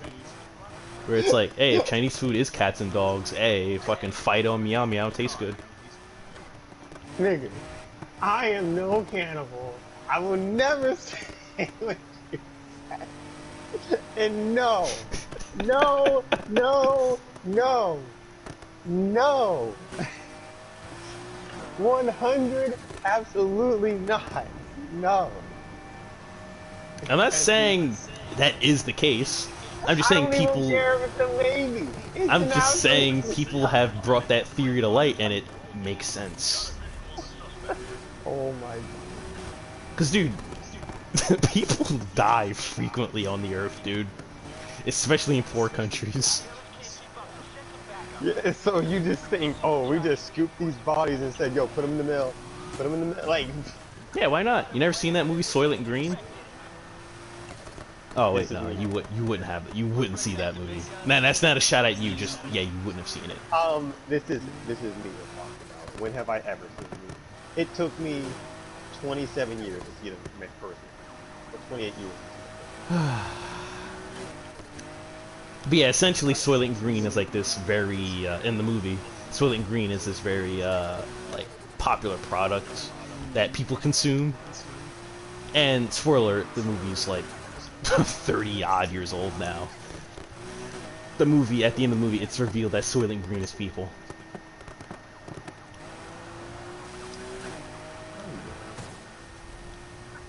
Like I said, I'm not saying that's what it is. I'm just saying I'm open to that idea.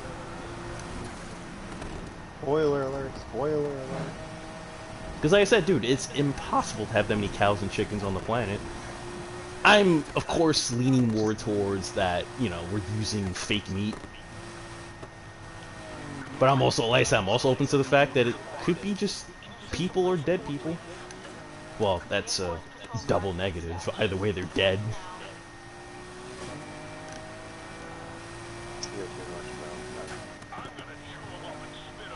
I mean, obviously it's fake meat, because, like I said, we just do not have that many cows and chickens on the planet.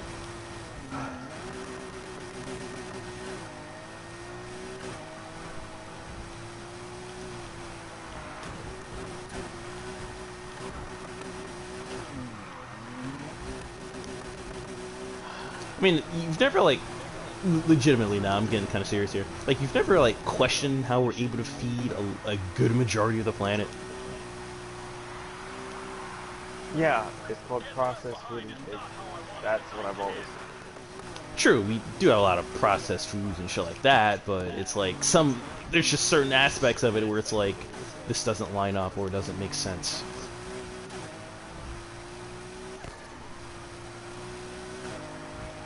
Because like I said, you have to think about fast food joints, supermarkets, all these other eating establishments, you know, mom and pop stores, even your corner store.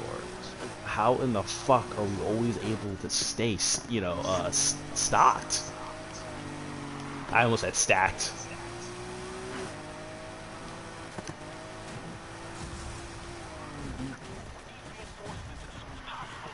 Well, Can't send any more units. I'm just gonna say this right now, as long as I like to be I mean, I'm even open to the idea that some of the quote-unquote food that we eat isn't even like animals we're supposed to be eating.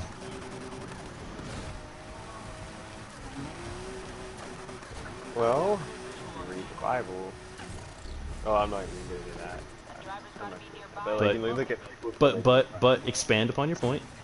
But I'll just say, like, you look at people who don't eat fire, like people don't eat pork. You know, that's like a big deal.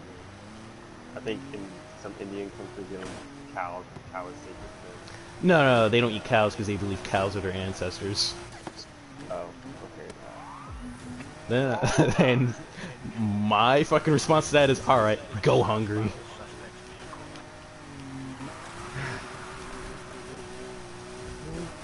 People have their religion.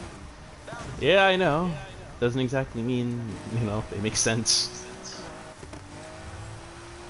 But then again, a large majority of religions don't make sense.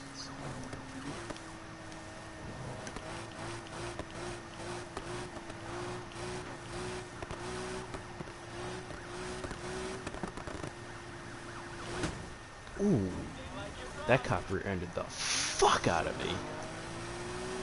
If I was a woman, I would be in pain. That fucking Dodge Charge hit the shit out of me.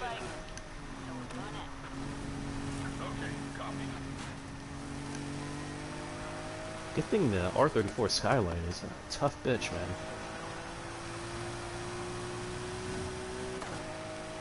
Yo, the Yu-Gi-Oh deck I'm learning how to. Well, I guess I already know how to play it, but like the deck I'm playing, dude, it's so fun. It has like this, like boomer alert, but You're not a boomer, fool. I know it's just funny because in fighting games, if you're like almost 30, you consider it a boomer. Or if you played fighting games that were like younger than 2015, you consider it a boomer. So it's just kind of funny. Yeah, because that's fucking... Because that's the autism of the fighting community just coming into fucking light. They're a bunch of retard autists. But it's just funny because it's like, I just like saying that, and I remember this one guy was like, well, you're this age, you're almost 30, well, you're pretty much a boomer, we're just gonna round you up, and I'm just... We're gonna round you up, Jesus. I just thought it was hilarious, but it's just, I just find it funny when people say that. It's just a running gag. But, oh, I forgot about it. Oh, that's right, yeah, the deck I was playing. It just has that OG feel to it, like before the game was all ridiculously crazy. And it's like, it still sometimes beats those crazy decks. So I'm just like, it's just a nice way to feel a throwback. I guess. That's kind of. I wish I had the patience to learn the rules to Yu-Gi-Oh! Because I would play. Well, I will say this: there's the new game coming out. So we can buy it for you. It's called Yu-Gi-Oh! Master Duel. It's supposed to be on every platform, and it has actually a tutorial to teach you the rules. And as a person who knows how to play it, I will teach it to you. I will not say buy it because since you're not an actual big Yu-Gi-Oh! Fan like me. Yeah, I just like the anime. And I would just be 1000% honest with you. There is, like, you complain about tech. If you play Yu-Gi-Oh! There's bullshit. Well, I'm gonna tell you this right now. People draw 5 cards on the first. Yeah. And people can end with like 10 cards on their first turn, as well as 5 ways to negate cards. And once you play all 5 of your cards, you pretty much don't even. That's how bad the game is.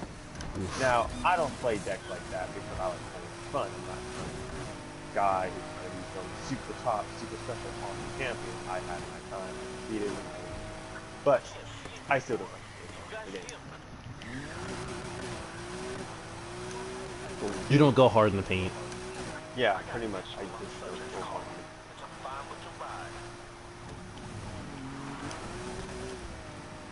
And because of that, I Man, like I said, if cars in real life were tough like cars in video games, dude, do you know how many cop chases I would have gotten into by now? Just for fun? You're black. Well, I've only been pulled over twice. Black. Once was justified because I ran a red light, and the other time was just to let me know at the time when I was driving my mom's car that we had an insurance lapse. Bruh, be honest. Hmm. What? You are doing car chases against the cops, and you're black, and you want to do that in real life, right? Right. What? I would win. And if you don't win, Then, alright. I fucked up. I'll take that out. it's your life. No, honestly, get into it. Heavy topic. I believe in police brutality. It does exist. But honestly, the majority of my interactions with cops have always been pretty friendly. Yeah, same here. Like, out of all of them, like, very few were, like, bad. And the times I got pulled over, the cop was actually pretty cool. Like, I remember one time it was Cinco de Mayo, and it was pretty late out. It was dark. I didn't have my lights on. The guy just pulled me over and said, yeah, man, you're not doing anything wrong. I just want you to turn your lights on because it's dark out here. I just want to make sure you don't drunk because it's Cinco de Mayo. Because, you know, it's a holiday. Yeah, it's a drunk drivers and shit. Yeah, and he was just like, oh, well, he was just like, alright. Granted, the guy did kind of know me, so I made it Hmm. but it was just very endearing that he was just like, yo, I just want to make sure you're good. I'm just like, alright, cool, what's happening? Oh, wait, no. There was a third time I got pulled over. It was when I was on my way to work, when I used to work at UPS. Yeah. And I remember I was going down a hill because I wanted to catch the light. Mm-hmm. And apparently I was coming down the hill too fast, and homeboy pulled me over for that. He was like, oh, you made that turn wrong, buddy. And I was like, yeah, but I just wanted to catch the light, though.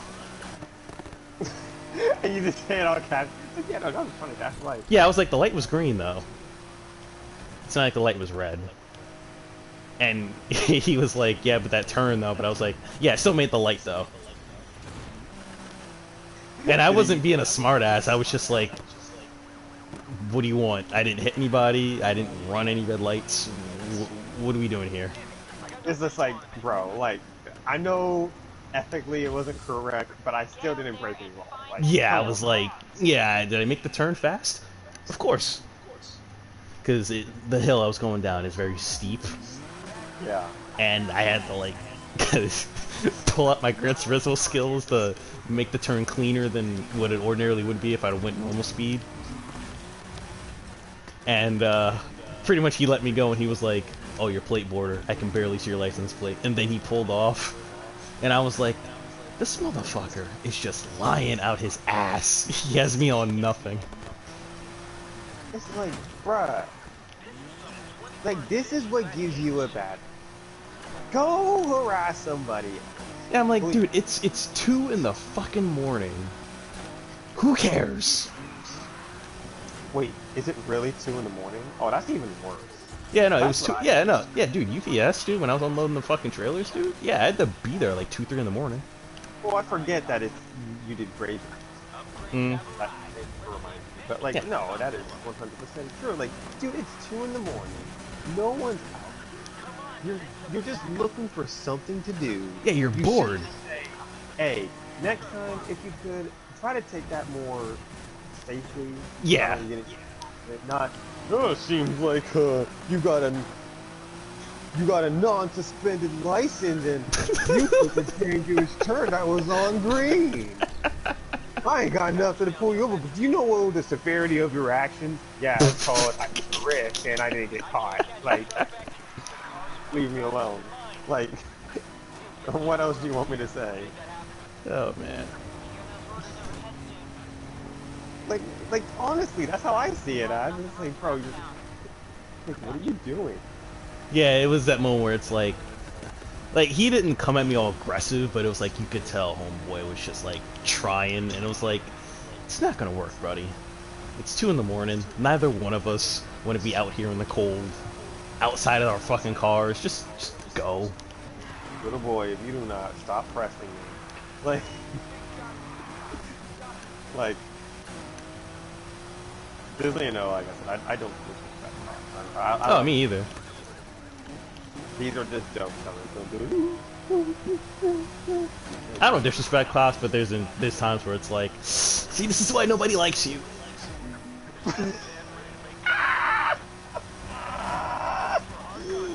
oh, I don't know why, but that was just.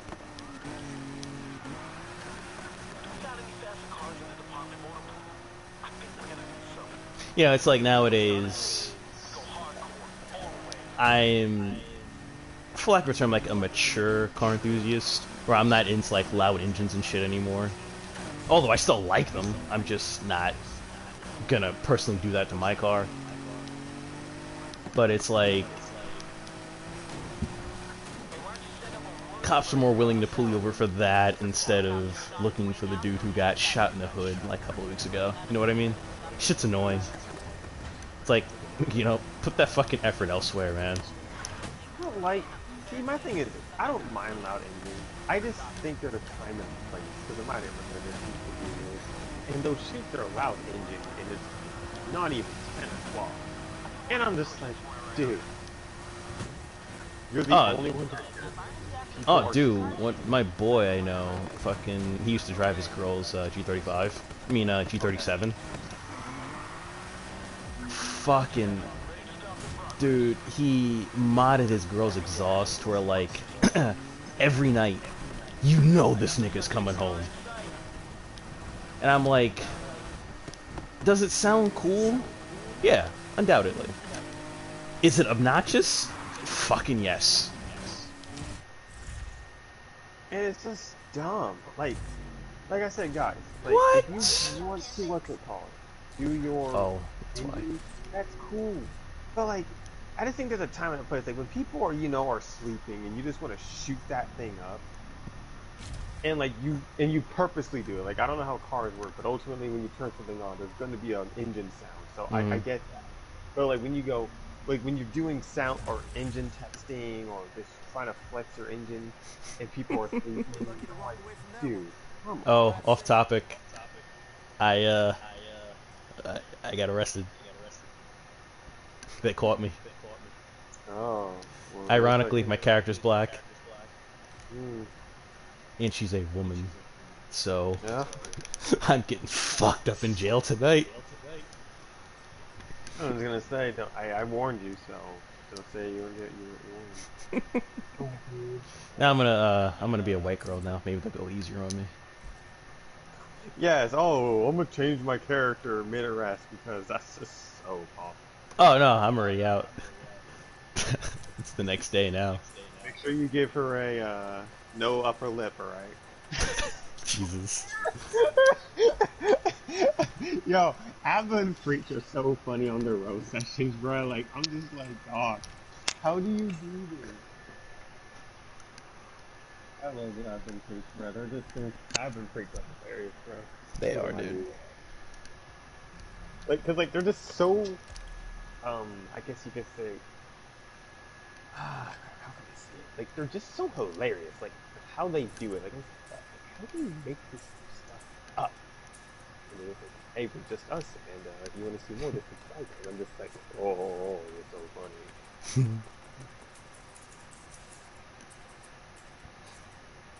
First thing I hate, like when your game allows you to make women characters. That a large majority of games don't have a really good ponytail.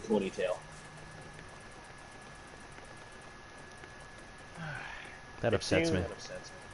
It seems like the best ponytails are ponytails that are defaulted on a character. Like, I think Nina has a ponytail. Sarah has a ponytail. Lydia has a ponytail. But it's like defaulted on, so it looks so much better than like customization ponytails. Yeah, if it's a ponytail you have to choose, most of the time it's not good.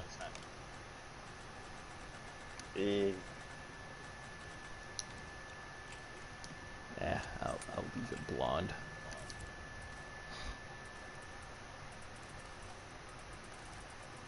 Like Man. I said, Oh, go ahead. I don't don't know what it is with the blondes in like certain games. I didn't gravitate to it. Why am I echoing? That's the question you should ask yourself. Hold on.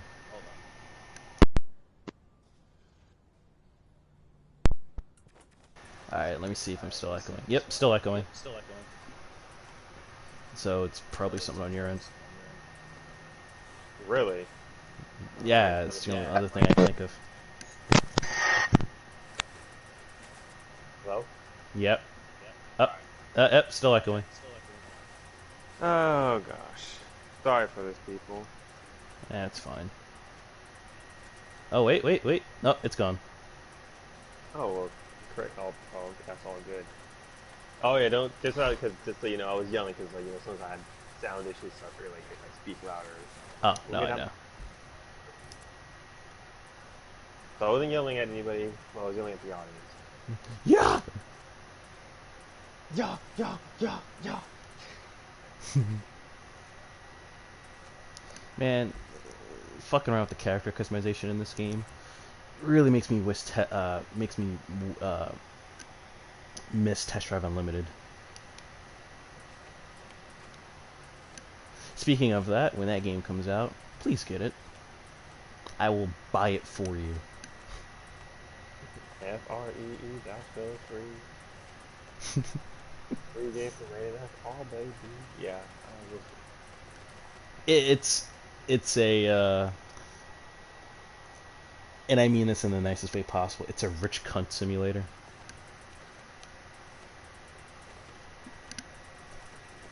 Interesting. But it's fun. Yeah, you live the life of a somebody who has a lot of money, owns a lot of clothes, and drives a lot of cars, and owns a lot of houses. It's the perfect lifestyle. Essentially.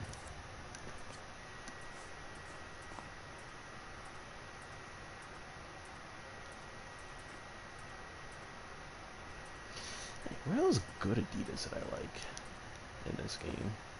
Are you using Adidas? Yeah, they actually have Adidas in this game.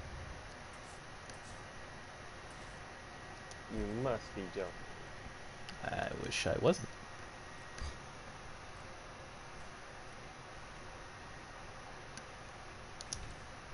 Right, maybe they'll go easy. They see a white girl in Nissan Skyline, they'll be all like, "Oh, let her go." Nissan. Gominasai. Daijoubu. I'm sorry. Is that alright? No, it's not. That's what that means. The translation in DOA 2 was always, "I'm sorry, are you okay?" That's well, that's the same thing. So Yeah, rough line. That's just a rough translation or whatever.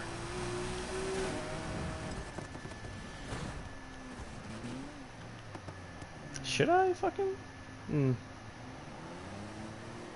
Yeah, I'll switch up my car. My Skyline has too much grip. I've always loved that word, daijobu. Daijoubu. Surprisingly though, that actually has lots of meanings because daijobu can mean like if if someone's worried, like they're like, crap, what am I gonna do? You're gonna say like daijobu, and they're like, and that's like a way of being like, oh, it'll be alright. Hmm. Also, some other things you could say also. Some other things you could Coffee machine's broken. say. Yeah, There's a kettle if you take want. photos, like it's fine. Yeah.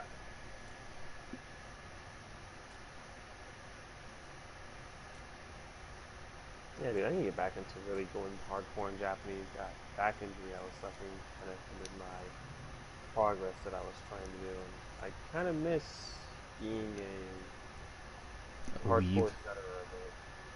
Yes, a weeb. But I was just kind of tired of being a hardcore studying it. Because I was, I'm not the best at it, and I was never the best, but I was definitely seeing the improvement, and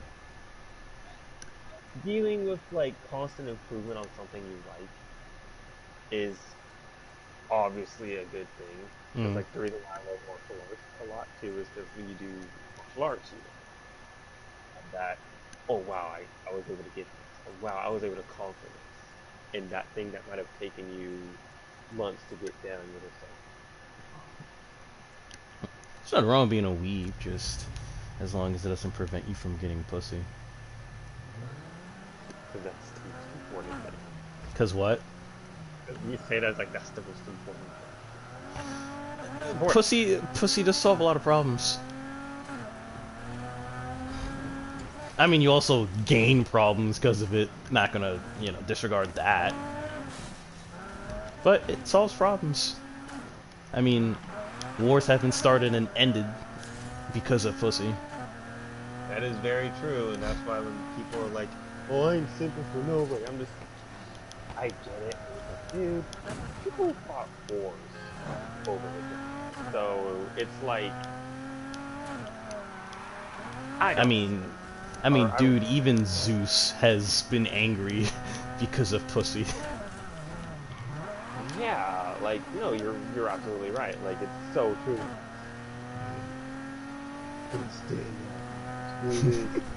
Like, dude, what?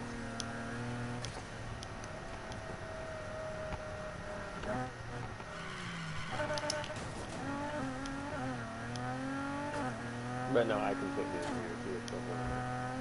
Like, do you know how many incels would stop being incels once they finally get some pussy? Ugh. I'm not even speaking. What? I don't want to give an opinion. I just personally don't want to. I'll Just end saying, up dude. Just saying, dude.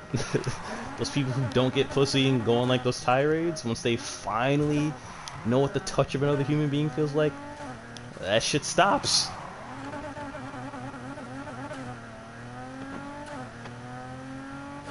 They're like the dude from Thundercats. They're like, thunder. They're getting close to phase 1. Thunder. Get phase 2. Thunder, they get phase 3. They're all that. Thundercats. Oh! You fucking asshole.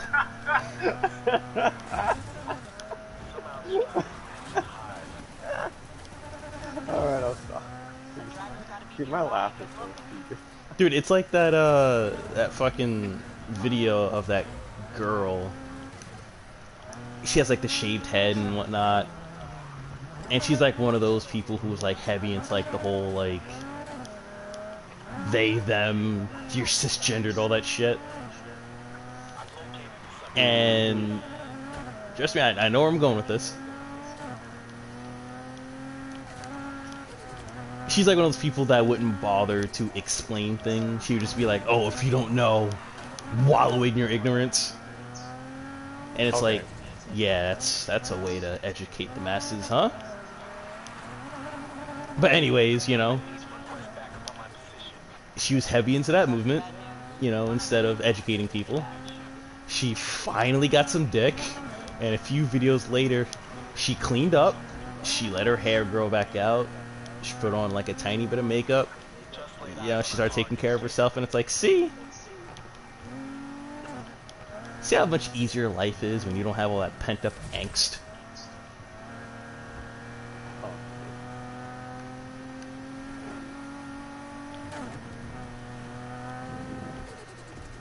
I don't know, I personally like my Thundercats. Oh, no, I wasn't making a joke, I was just, making a point.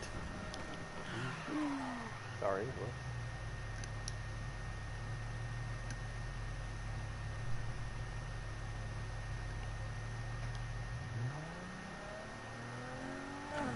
Every time I hear a VQ engine from Nissan, it makes me sort of regret not getting a Maxima as my first car.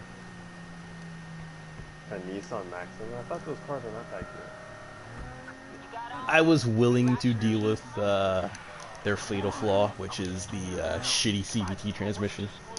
No. I was willing to deal with that, but I didn't feel like having to shell out extra money for premium fucking gas.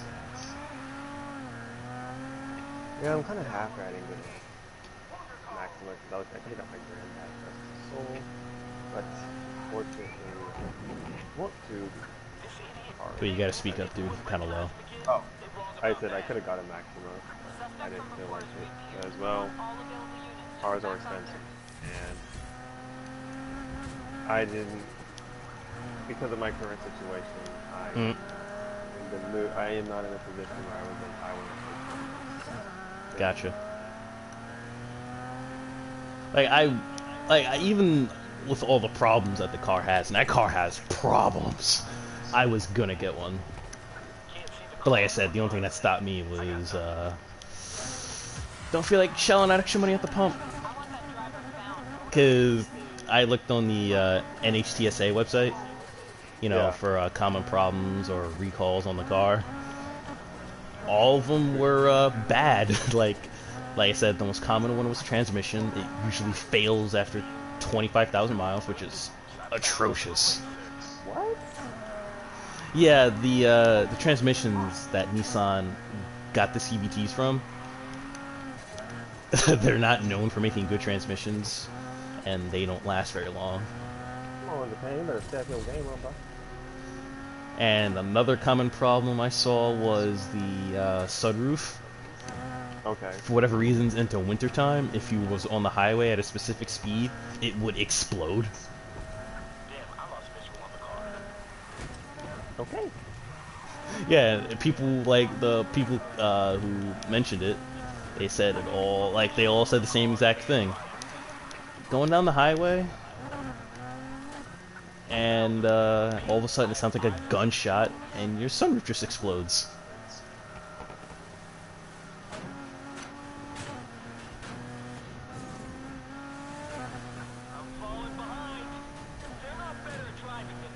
Like I said, I was willing to deal with that, or potentially go through that. Oh wait, no. Not only gas is what stopped me from getting it. Insurance would have been too high. Yeah, I think like they would have wanted like almost like $200 or $300 a month in insurance, and I'm like, oh no. You're Like I said, I was willing to deal with all those problems, and those problems are fucking bad. But right. you know, like I said, I was willing to deal with it because the particular Nissan I wanted it was the 2009 to 2014 generation. Okay. That to me, that's the best looking Maxima that they've made. And I was like, ooh, let me get that because I've liked it since I first seen it. Well, since I first saw it, and I was like, fucking get that. And then, you know, I was like, oh no, this car's a piece of shit, but I still want it.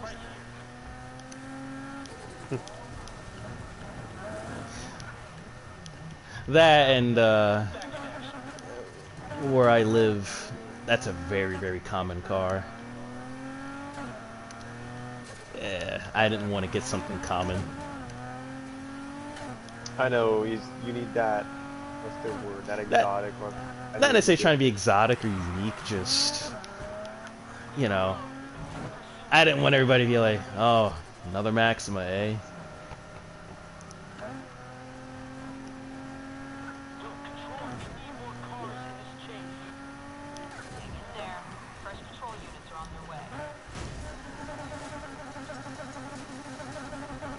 Also, I'm not too keen on a car having a CVT. CVTs, that transmission is fine for the expressway because it's more fuel efficient. Because technically, actually not technically, the transmission has no gears, so it makes the most sense for it, you know, to work best on a highway, not necessarily in city driving. But that's beside the point. I can't live with a car that doesn't shift.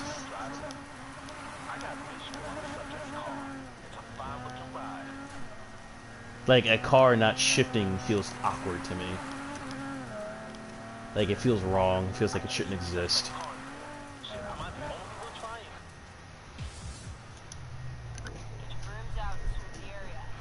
However, I mean, it did come with a bullshit manual mode.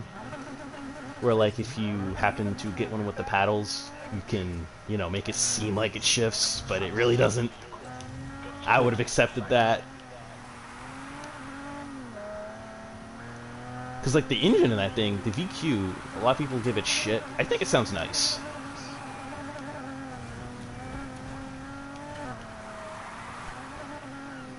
And the interior in that thing was really nice. I got a lot of creature comforts.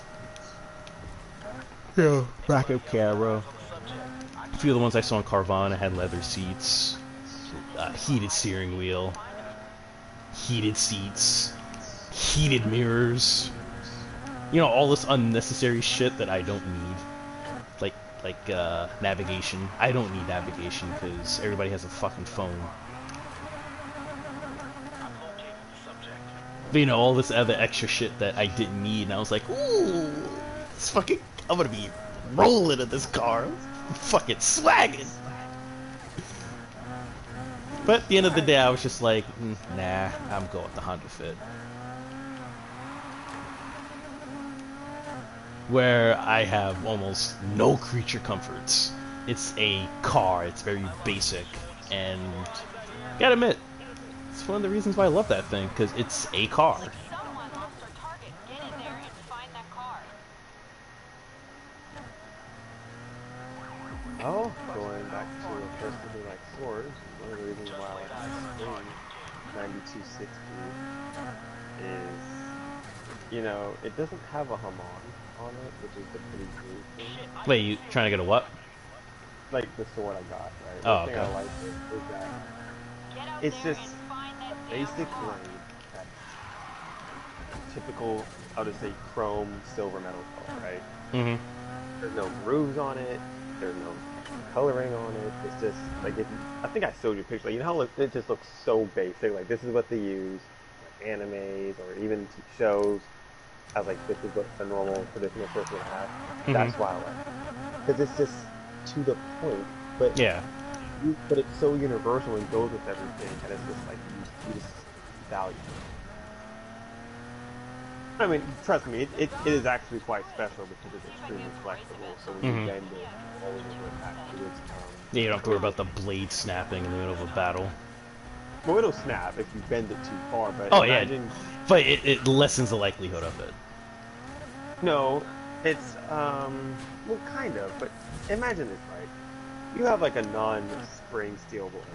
If you turn that thing vertically, horizontally on its side, it's gonna go back up to the 90 position. But if you have like something like a 92, like a T10 or a 1060 or a 1095, you're gonna have to like do some serious work to get that back to its original integrity.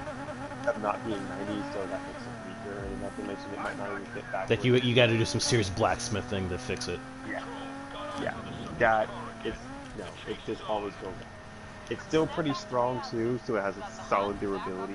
With that flexible feature on it, oh my, like. So that's why, like, if you're not good at swordsmanship, or if you're learning like me, finally, if you mess up a cut, you only really have to worry about putting beats or nips into the blade. You don't have to worry about curvature being messed up or the alignment being messed up. It's like a flow. Oh, dude, one of these days I want to get into fencing. Shoot, man, I would not mind. Wait, go to YouTube, dude. You can probably learn stuff from there. No, I mean like just to do it. Well, you should go do it. Yeah, I know. I just need the money. Yeah. Hobbies cost money, bro. Yeah. Sorry. Yeah. Oh, I forgot the Ferrari 458 Italians in this game. I completely forgot about that.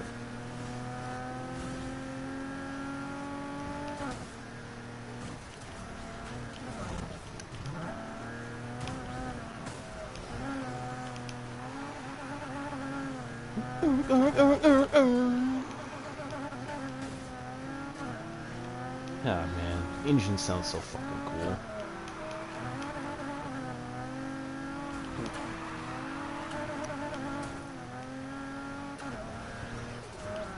Shit, actually at one point, one of the other cars I was gonna get, I was looking into a Ford Focus. But the problems, the electrical problems that car has, I wasn't willing to deal with. In comparison to the Nissan Maxima, me saying that is stupid. But there were other things where it's like, oh, sometimes the trunk may just randomly come open.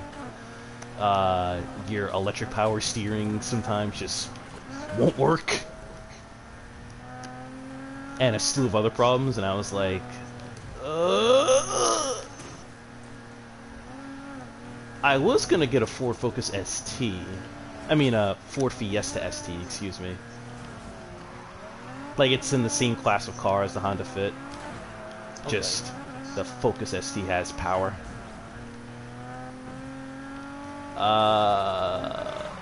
I couldn't find one under 17 grand. That's the reason why I didn't get one. And also, it's a Ford. I don't trust Ford very much, as most people shouldn't. However, their fleet vehicles, though, like buses and like police cars, well made. They're designed to take a fucking beating. And take a beating, those things will. Those things last quite a long time. They're fleet vehicles. Well, they're supposed to take a pounding for them. But they're normal cars, though. Fuck them. The civilian cars. Yeah, the cars that are made for civilian consumption, yeah, fuck those. But their fleet vehicles, extremely good.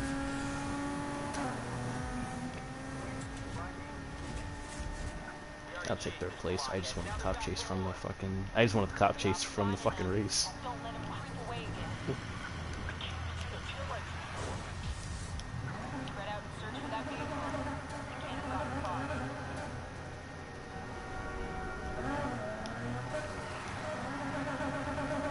Like the paratransit buses that I drive. Dude. Those things. They're not the best to drive, but they're very durable. Like, there are some of the buses I've driven that have like 400,000 miles and still going. Are they comfortable? No. Obviously, the leaf suspension on those things have needed to be changed about 200,000 miles ago. Yeah, is the gas mileage great? No. Well, on some of them anyway, they're not great. That's probably an engine issue that they just, the mechanics just don't want to be bothered with, which I get it.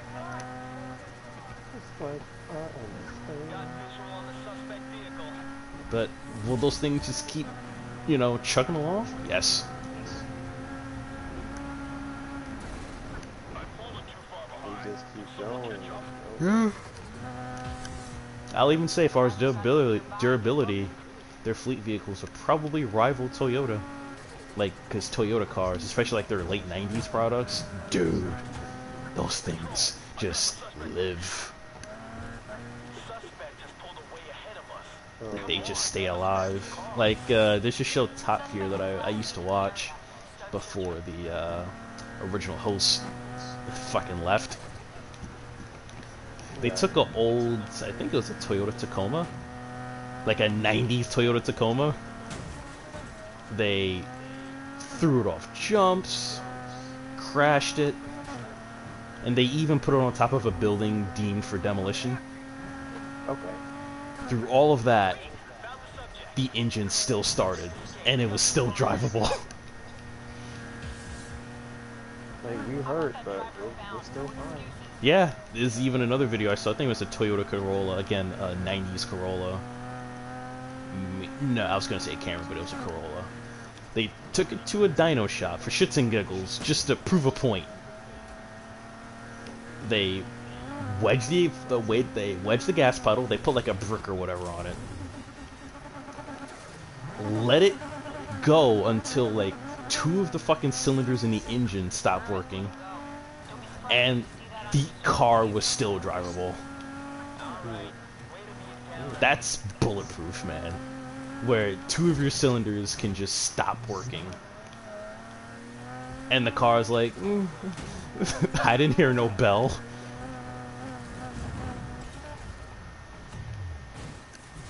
We don't get that sort of quality from cars anymore, and it's fucking sad. Everything is made for planned obsolescence. It's fucking gay.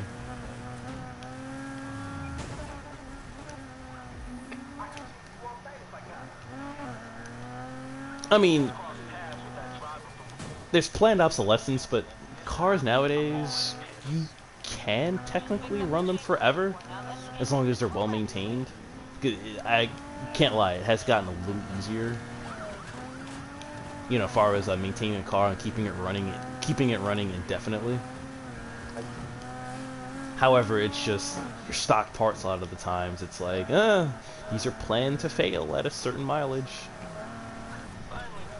A lot of the sometimes it's unacceptable. Some of the times it makes sense.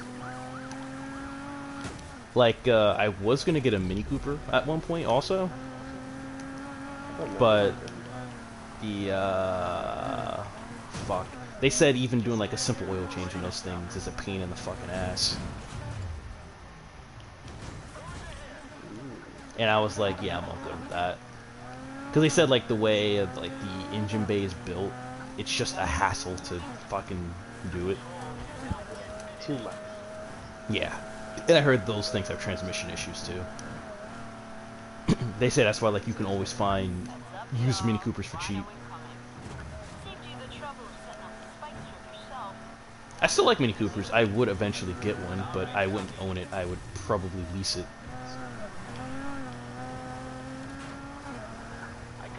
That, and to be fair, BMWs, they're not made to last long because BMW owns Mini Cooper. And, yeah, BMW, they're fancy cars, but they are not built for longevity. At least the newer ones aren't.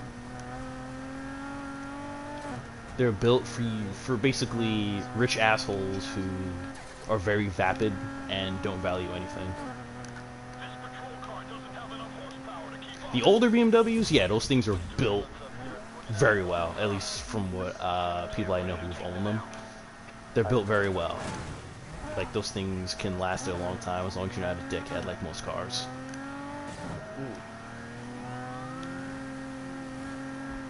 But the new BMWs, nah, they're... It's catered towards the vapid crowd, and it's fucking sad. Well, you know what my thing is, when you start appealing to the non-target audience, it's... Yeah, I'm not a... Because...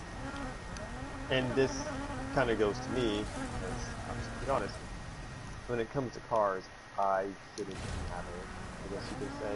Like, everyone needs a car to get to point A to point B. And yes, backup cameras, I guess, cooling and heating systems, yes, because they're like being in the car with bad air conditioning, bad heat. Oh yeah, it fucking sucks.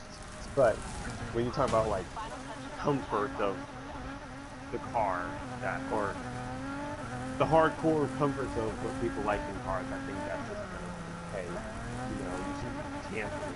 You know, because we have a 6-foot rear 4 man. My thing is, can it cool me down? Can it warm me up? Gas mileage I can handle. But the biggest thing, do I have enough, like, that is something I learned to appreciate. value a lot. Yeah, because like, there was one time I went on vacation, and my dad got a Cadillac, and he didn't want to. I was just being quiet, but I would just say there was a little argument, and someone was not thinking about that. Can you move your seat up? Can you move your seat up? No. Remember that in fucking Civil War? Yeah.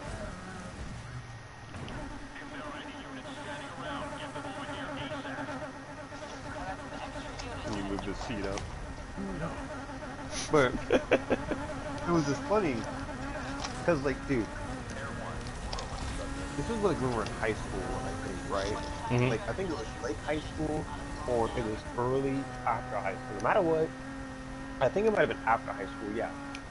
And I was, or maybe it was high school, but pretty much, it was before I had the huge growth spurt, so I think I was probably like 5'10"-ish.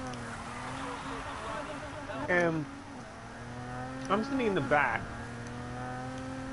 and I'm just like, dude, this car should have been for two-seated people. There was no back. I Mhm. got there, I was complaining like there's no leg room here. Whose idea was it to get? And the Oh, person you who said there's no seats in the back, right? no, there was seats in the back, but the Oh, leg okay. room was so tiny that it was just unbearable for me to live or to sit down. I had to Yeesh. lie like horizontal to give myself any comfort. Oof. And I just took my shoes off and I was like, this is horrible. And I was like, this is bad. Whoever suggested this, I don't know why you do that. I don't want to put the person on blast, Mhm. but I pretty much made it sound like I'm kind of putting you on blast. And they were quite quiet. As soon as I said that, they're like, oh. Awesome for my dad, being an MVP, he went back and actually got into the car because he didn't even want that one to begin with. But I was not holding back. I was like, this is not fun at all. Dude, it's odd how, and it seems like specifically America suffers from this problem in the automotive industry. It boggles my mind how Americans don't demand better quality from their domestic market manufacturers. Because it seems like ever since like maybe the 50s, like Americans have just been stagnant as far as quality in their cars. I think quality's always been dropping, man. You know my stance on quality. That's why that's another topic. I mean, quality's always been somewhat dropping, but it seems like ever since the 50s they've just couldn't give a fuck less. Right. Because essentially GM, nobody wants to admit it, but GM essentially rules the American car market, well, the domestic market. Because GM owns Chevrolet, GMC, quite a few. Definitely. What is Like GM is basically just like a conglomerate, really, and it's just I can't really explain it. It's just like Americans think because it's American, it's good. It's like, no, you don't realize the shit you're buying is shit.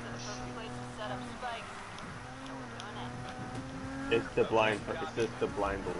Just because you made it. Yeah, it's like blind patriotism. How much that fucking annoys me. You know, some of the most people I get, some of the most people I met are actually patriots. Like, Say that again. You're low. oh, I said some of the nicest people I ever met were actually patriots. Hmm. They're like, oh yeah, dude, I just really like America. And I was like, oh, okay, cool. All right. Do you, dude? Do you? Bruh. Bruh. Am I near the? No, I gotta end this chase. Where's the fucking port? Oh, there it is. All right, let's hope I can make it.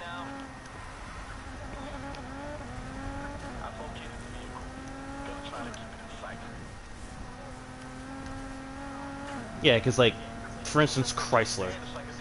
Dude, the shit they pump out is shit.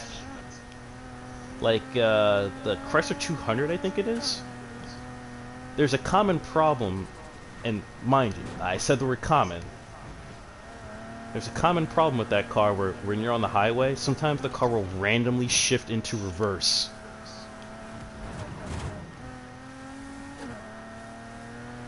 That doesn't sound normal. It's And not. it sounds like you could die potentially. Well, there is a mechanism in place where if you shift into reverse for whatever reasons, you won't go into reverse. You know what I mean? Like, it won't tell the wheels to be like, oh, we're going backwards now. Like, there are lockouts in place. But still, the fact that that happens, it's like, yeah, we got a problem. Yeah, Houston, you definitely have a problem.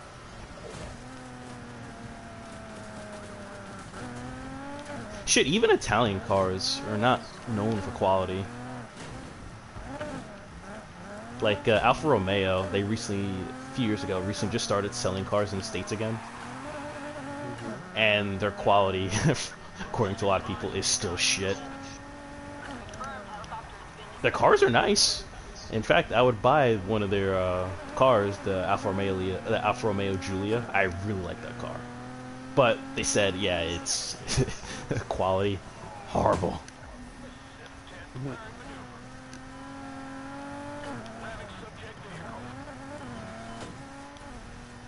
advised, we got the Stinger set up not far from where you are now.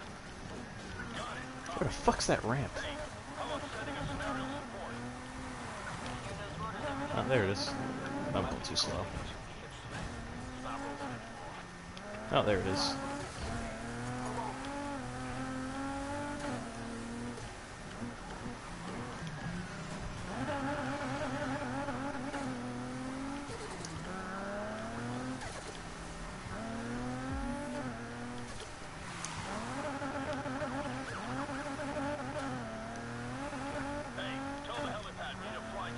Like, I also hate how, I got word that the chopper is in the air. and I'm not sure if it's just the culture at the manufacturer itself, or if it's just people who own them are vapid cunts. Like, I remember there was a point in time I genuinely used to really love Ferraris. Wow, I never knew that. Yeah, I used to really love Ferrari. Not no more. Because Ferrari are a bunch of conceited, vapid cunts. Like, they believe their cars are the best, and it's far from it. Yeah. Yeah, we the best. Yeah, and it's like, no. Like, there's this movie you should watch whenever you get the chance. It's called Rush. It's about the 1976 Formula One season. And one of the guys, it's based on true story. One of the guys in the movie, Niki Lauda, rest in peace, fucking legend. He got signed with Ferrari at one point in time. And he was testing out his car for the season. Well, during the preseason testing. Okay then. And he brought it into the pits. And one of the mechanics was like, "So, what do you think?" And he was like, "It sucks. It drives like a pig." And the mechanic was like, "Oh, you can't say that." And Niki Lauda was like, "Well, why not?" And the mechanic was like, "It's a Ferrari." And he's like, "It's a shitbox." He's like, "I don't get it. All these high-tech facilities and you still make a piece of crap like this." My mentality is this. I never understood why people act like, oh, you can't say this or you can't say that. Like, dude, if your work isn't good, it's not good. Deal with it. Well, that also, Enzo himself, Enzo Ferrari, was a notorious cunt. Made beautiful cars, but a notorious cunt. Like, cause he's the reason why Lamborghini exists, like, as a car manufacturer. Cause, what's it called? Lamborghini, I forgot what Ferrari he brought. Because Lamborghini, at first, most people don't know this, was a tractor manufacturer. From tractors to whips. Yep. But yeah, you know, Lamborghini, Ferruccio Lamborghini, he made his fortune manufacturing tractors. And as most rich or wealthy Italians do, you buy a Ferrari. You know, as part of your car collection because that's just what you do. And he got one, drove it, and he was like, "This thing sucks." And he did the most ballsy move ever. He went to the Ferrari HQ and was like, "I need to talk to fucking Enzo." And Enzo just wasn't gonna listen to him. Like, he basically laughed him out of the HQ. And I'm paraphrasing here, but essentially your Lamborghini was like, "Alright, motherfucker, I'm gonna build a better car than you." And he did. And that's why that's why Lamborghini exists as a car manufacturer now. It's because Enzo wouldn't listen. Well, you get what you paid for, or well, that's, or That's the you know. problem. You weren't getting what you paid for. Well, yeah. I know. I messed up. I was gonna say, well, you know the old saying, if you want something done right, you do it yourself. And that he did.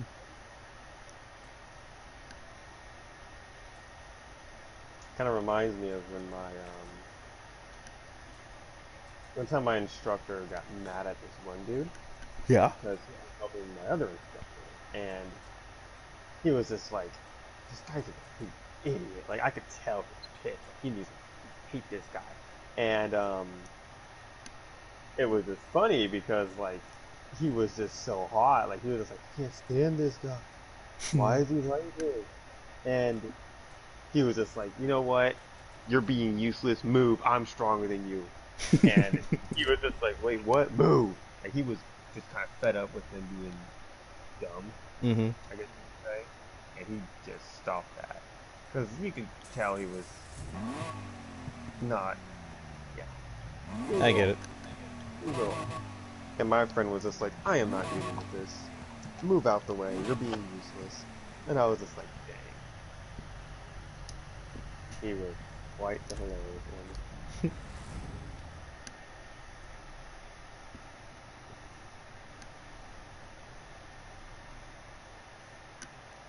Also, another thing I hate about Ferrari is if you buy one, they don't like it really when you do modifications to your car. Oh, I know what you mean. I can see what you mean.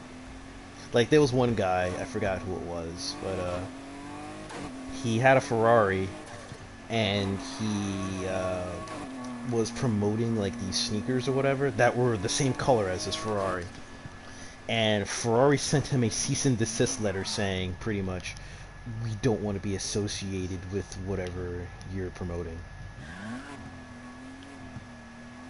I'm like, you better chill. Yeah, and he was like, I'm not promoting the car. I'm just showing that my, these custom sneakers are the same color as your car and they look cool. Honestly, he was trying to help. Yeah, it's free fucking publicity, but Ferrari's just like, You gotta love that sound. and it's like, Jesus Christ, you guys are fucking retarded.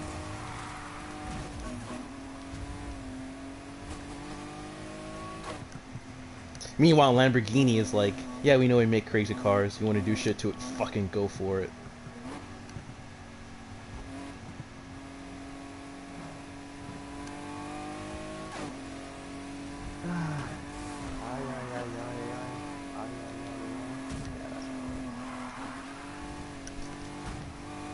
I still like Ferrari up to a point, but nowhere near as much as I used to when I was a child.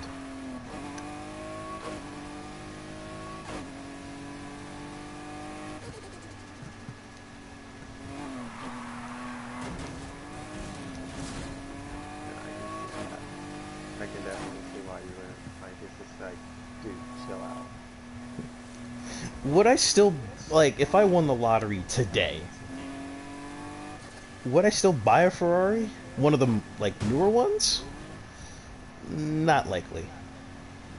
They did do that during. The last Ferrari that I legitimately love, and it's my third favorite car of all time, is the Ferrari F12 Berlinetta. It's not the fastest Ferrari. However, the engineering behind it I heavily respect. And it's one of the sexiest Ferraris ever made for me. Oh. And it's an unorthodox Ferrari, because most Ferraris, they have the engine in the rear. This one has the engine in the front. Which most Ferraris generally don't. They generally don't make cars like that. They'll make them, but it's very far in between. It's rare. Yeah. Most people, when they hear about a Ferrari, they think about, a fancy-looking car with the engine in the rear. Not this one.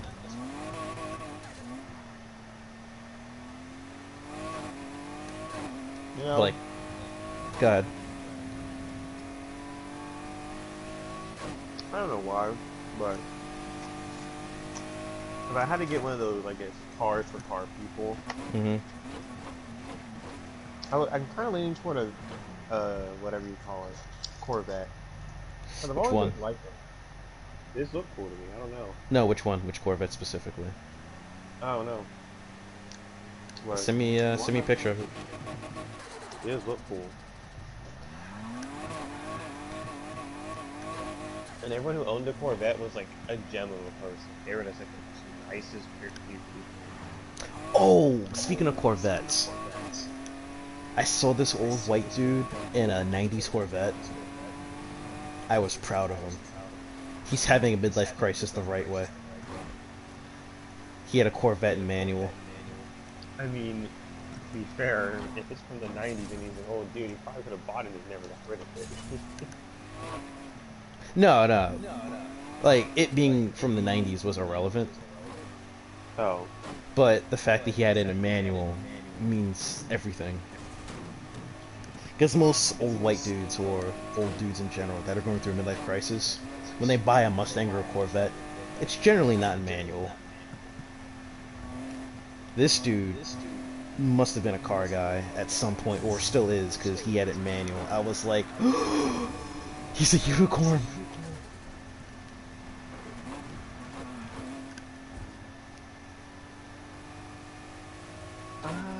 I guess it's called a C8.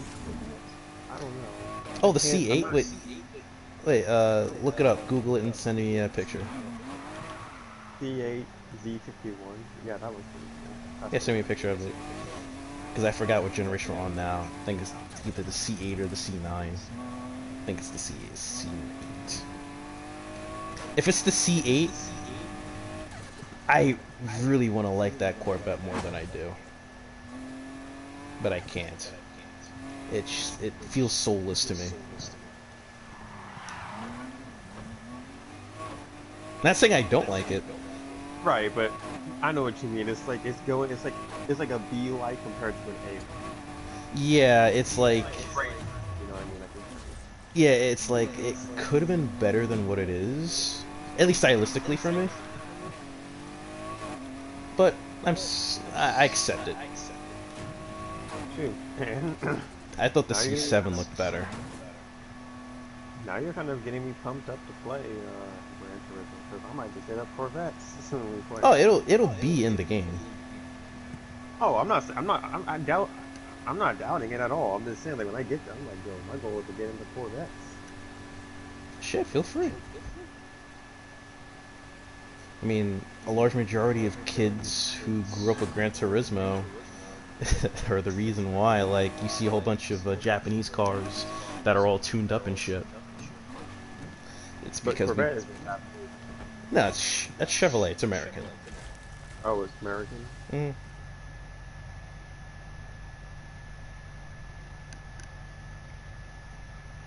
Let me open this link.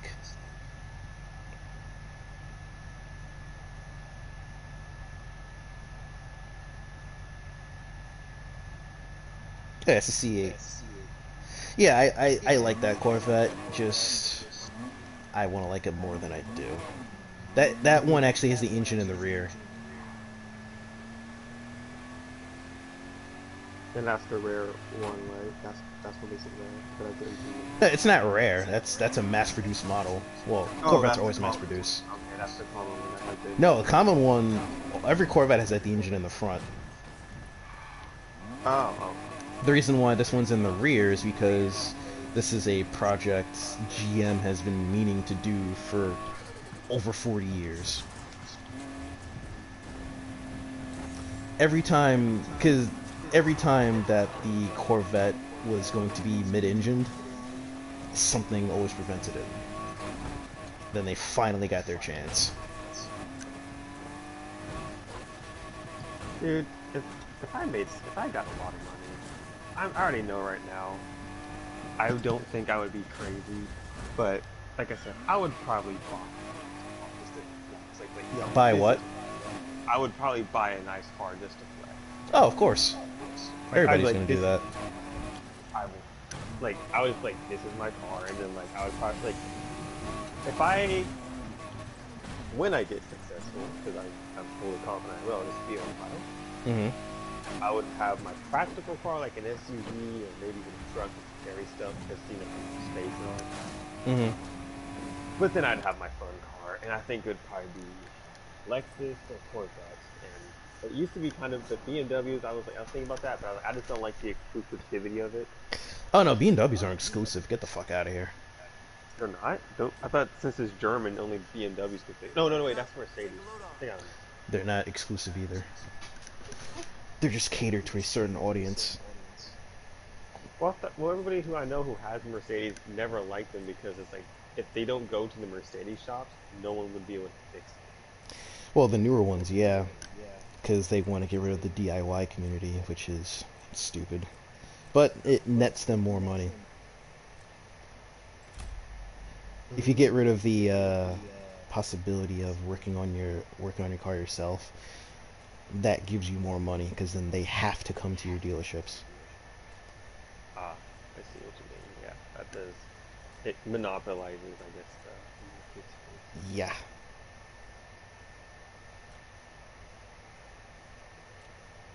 that and those cars are already ridiculously expensive to fix anyway. Oh yeah, that's another. Well, actually, I don't know. Would Corvettes be expensive? Uh, Depending on what you need fixed. Yeah, I guess that's true. I think anytime that you hear the word electrical problem or transmission, would I be right to assume that that's going to be pretty penny? Well, of course, transmissions are always expensive to fix, no matter what. However, like I said, that all depends on, well, let me start from the beginning. Transmissions and shit like that, that's always a given. Always going to be expensive. But, like I said, depends on what you want fixed, because Corvettes, I believe since the C5 or the C6, let's say, need a new windshield. The stock windshield in Corvettes, I think since the C5 or the C6, they've had augmented reality in it, Mm-hmm. where you have a speed gauge and your rev counter in the windshield. Well, it's displayed in the windshield. And if you want to keep that capability to get that specific windshield so you can retain that ability, of course it's going to be expensive.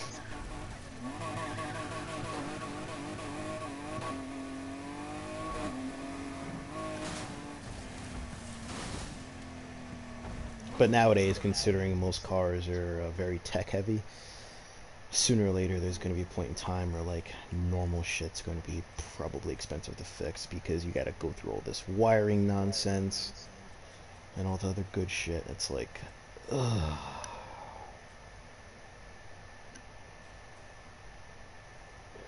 That's kind of what I'm afraid of. Like Lexus, well, rather, I'm not even going to say Lexus, I'm just going to call it what it is. Toyota, they're trying to slowly phase out like physical mirrors on their Lexus models. And just use what? Cameras. Yeah, I don't like that. I'm not a fan of taking away that. To me, that's just it's like taking away a human element. You can say, and I'm not a fan. Actually, of all the tech shit that I hate, I'm actually in favor of cameras for mirrors. Is it because of the whole you can actually get a more wide range of things? No, you don't have to divert your eyes away from the road too much. However, that makes shit more expensive to fix because you can display it in as augmented reality on your windshield. Mm. And aerodynamically, it's better for the car too. Oh. Because like there's certain disciplines of motorsport, I believe, like in Japan, they use it. Their motorsports called the Super GT Championship. Their cars use rear view cameras. Interesting. Well, I guess it's just me being afraid of change. It's not necessarily being afraid of change. It's just the more tech heavy cars become, the shittier it eventually will be.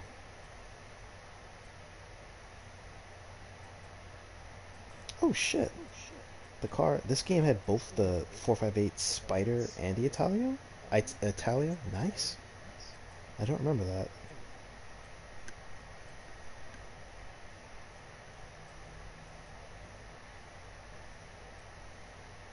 But yeah, the more tech-heavy cars become, the less engaging the cars will become, and that's basically the fear of every decent car enthusiast. Mhm.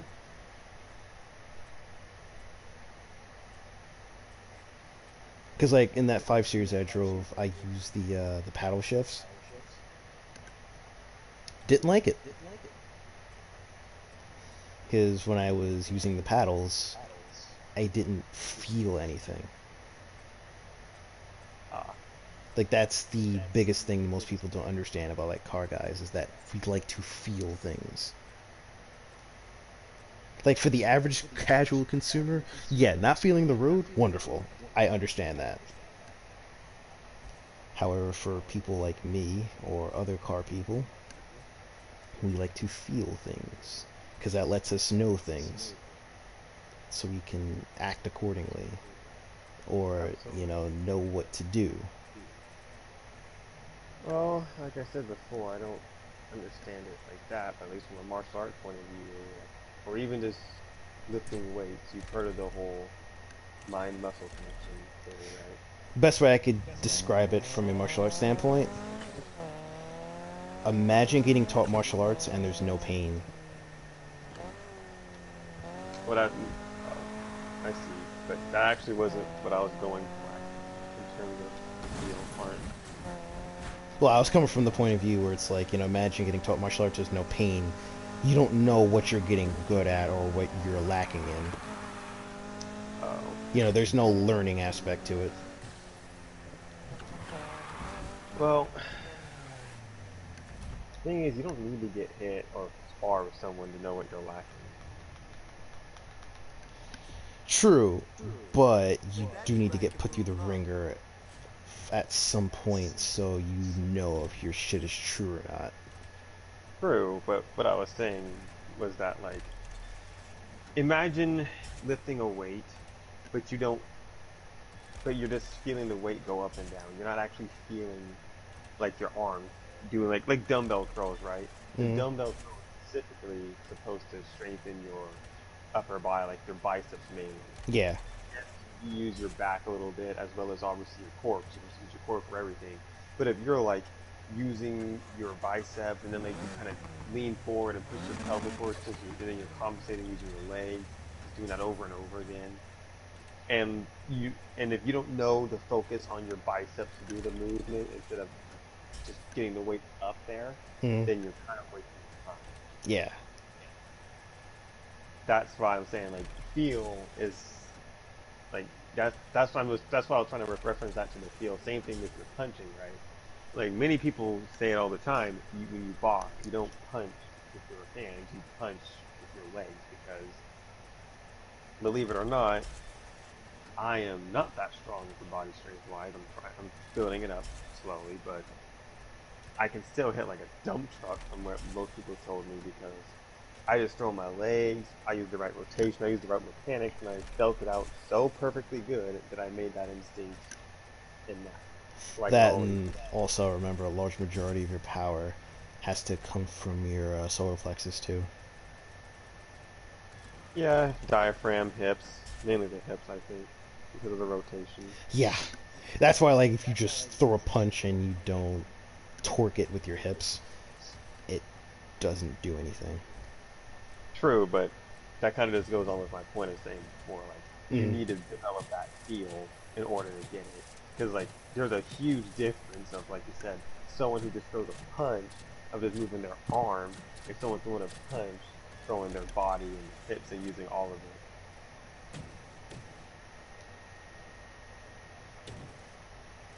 Because, like you said before, like, you want to be able to feel the ground when you drive because it gives you a sense of direction and kind of like what to do next, right? yeah, See, that's kind of how it is in martial arts when you're training techniques. you want to be able to feel your what's the word I'm looking for? Just lost it. Feel your You want to objective. feel what yeah, you want to feel what you're doing with your body because if you know what you're doing with your body and you're also able to capitalize off of it as the whole Hmm. I know how to do it this way, you get the most output with the least amount of effort. Are you serious? Wow. That What could would have happen? happened. No, for the longest time, this one card I was trying to use would not work for me, and now it is. Hmm. My bad. Beyond the point. But you pretty much just I can't explain because like you never did martial arts. Where you say you did it when you were like what 4 or 5, right? I was in the third grade. Okay, you were in the third grade. But and no disrespect, you probably were like you were a kid, so you know it's Yeah, I didn't no. understand the nuances and intricacies of it. Yeah, like there's this. It's like the feeling of martial arts is like the same equivalence of like seeing with your eye. It's kind of like when you're on the road and you're driving. It feels like, and I know this might be kind of dumb. This is probably the closest thing, and I'm not trying to fight as if I understand. I'm just But trying go to make ahead, sense. try it. Try When to you explain. can't feel the ground on driving, it feels like you're partially blind. That's pretty accurate, at That's least for kind of the me. same thing for like when you're trying to like do your technique because like, you're like, okay, I'm doing this technique. It feels good. I'm getting my distance. I'm getting my snap. I'm getting what I want. And when you do that, you can definitely feel intent behind attacks. Like, you know, you might throw like a 5-hit combo, but you best believe that that 5-hit combo you might do Hmm. might not even matter because it's like, okay, well, what's the point of your 5-hit combo? Oh, it's Right. to, you know, what's the word I'm looking for? The intent behind that 5-hit combo might to be, you know, the first three are supposed to soften them up. Then you add two heavy ones to like, you know, get the opponent fearsome, Hmm. and they're kind of break. And then like you pressure on with more soft ones, and like you change that, I guess, rhythm and tempo, and then you're just able to get results and gather information, but also maybe even knock the opponent out. But yeah, I'm done rambling. That's I hope that makes sense. But yeah, no, you're pretty much on point. It's like, yeah, since the car feels so floaty or disconnected from the road, there's a sense missing, or I'm partially blind. People in the I bet people who listen to this is like, well, this guy's get to the point. Don't Sometimes you worry, gotta wade. y'all. Sometimes you gotta wade through the bullshit to get to the point. It happens. For real.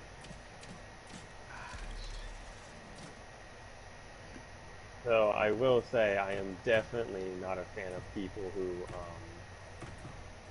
what's the word I'm looking for? They just can't get to the point. Like I get so mad at that where I'm just like, dude, I know. Then you realize you do it what yourself, and it's like, oh fuck. well, I don't think I do it consistently. Yeah, I mean, everybody does it. It's just a matter of, just try not to do it often. Right, and that's kind of how my mentality is. I'm like, dude, like just don't do it consistently. That's kind of my mentality. Like, dude, if you do it all the time, I'm just like, bro. I get so mad at that. Like I'm just like, shut up, shut up. Yeah.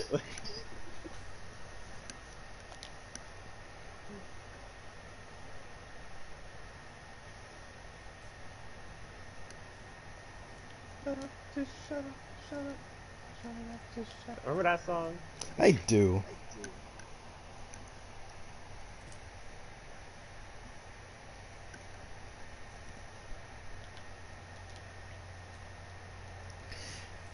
I love that name, Elise.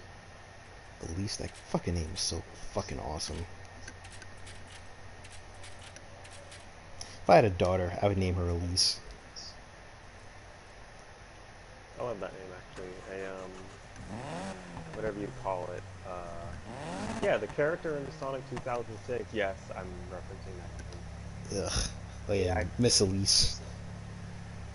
Yeah, that was the girl name. Her name was Elise. Yeah, I remember. Ugh, that fucking game. Nice. Well, the Elise I remember, or the one that matters, is from SSX, Elise Riggs. Such a cool fucking character.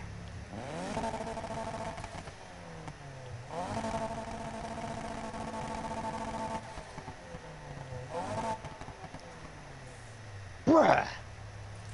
What? This game, yo, my red eyes deck that I just made, lit. This deck is lit. Hey, anyone who knows me, look, Yu-Gi-Oh 2000, what was it, Yu-Gi-Oh in came out in 2002, man, I ain't gonna lie, I was late. I didn't get my first red eyes until the starter deck came out because I didn't know about pins, and there ain't no way I was looking at the pull it from the pack. But boy, when I got mine, I've been Red Eyes Black Dragon gang, bruh. I've been gang, bruh. Oh, I used my first turn. I dropped, I dropped two negates, or no, one negate, one interrupt, and then I took two interrupts, actually two interrupts, and then I got two cards that can't be destroyed, and I got one card left in my hand. Bruh, I feel good. Da-na-na-na-na-na-na. Like, you know what I mean? Dickhead. I feel good. This deck sucks, but I love the card. It does. It does. With all the nice hype stuff I said, the way that they have buffed Blue Eyes and Dark Magician is ridiculous. Like I'm just like, bro, next pack, give give my niggas some support. You okay? Black Lives Matter, Black Dragon Lives Matter. Okay, like, Dickhead. like, like, like you gotta, like, yo, bro, like, we all talking about, what was that? What's that crap they trying to teach critical race theory? Bruh. Like, yo, we can cut this out if you just gave the black one more power. That's what I'm saying. Like, bro, I want another fusion spell. I want like a good ritual. I need another fusion that actually don't require normal. I need a fusion substitute, boy. Like, give this dragon some heat. No pun intended. Give him, bruh. Look, I ain't gonna turn this into a Yu-Gi-Oh stream. I have ideas. I have I have ideas. ideas. I'm like, bro, Konami, you guys can't make good. You guys can't make good Red Eyes cards. You need to hire me. Let me do this. I will look. If you play Red Eyes Black Dragon, you watch this stream. Like, bro, I ride with you, and you best believe if we chatted, we will be close friends by the end of that conversation, bro. I'm just gonna Team Atticus, Joey, you cool, Team Atticus. But like, my point is this: this card gets the shaft. This card needs to get his freaking redemption card, bruh.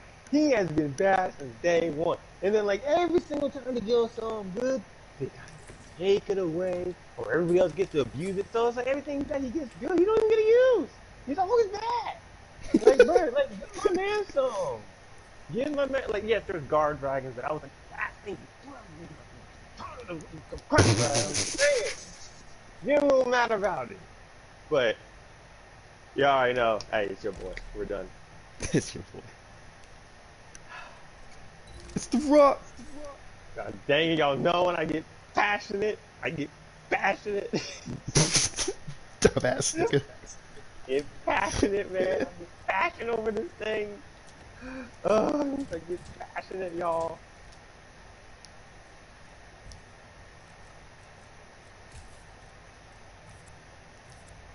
Yeah, that is a black dragon ball. Oh, that's better.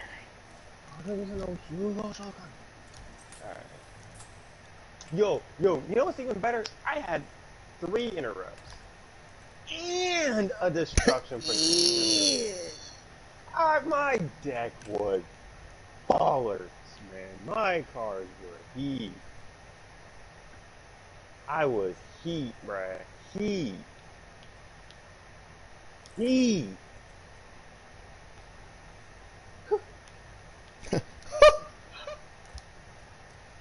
Yo, Y'all lucky it's dark outside. I'm trying to wake no people.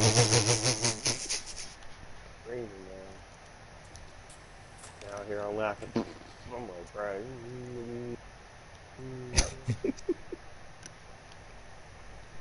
Y'all just don't know. Y'all don't know. Parents like, shut up. No, I ain't gonna shut up. This is serious business right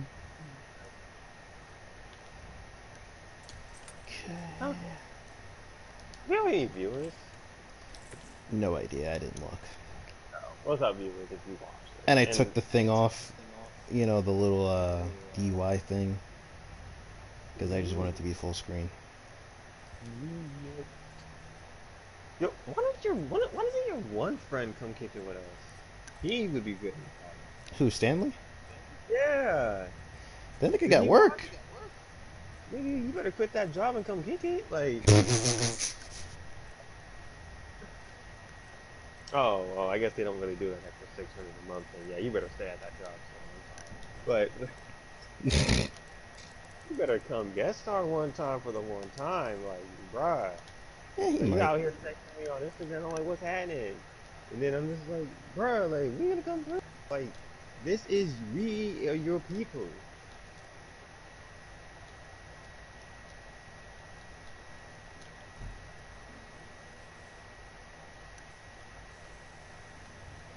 Oh, for the viewers, so this makes some sort of sense. Hold on. There we go. The name En Kazuhira is a reference to this story that I was writing years ago.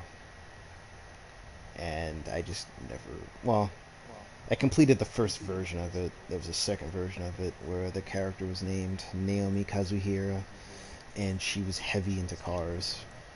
And I just never bothered to rewrite it. So,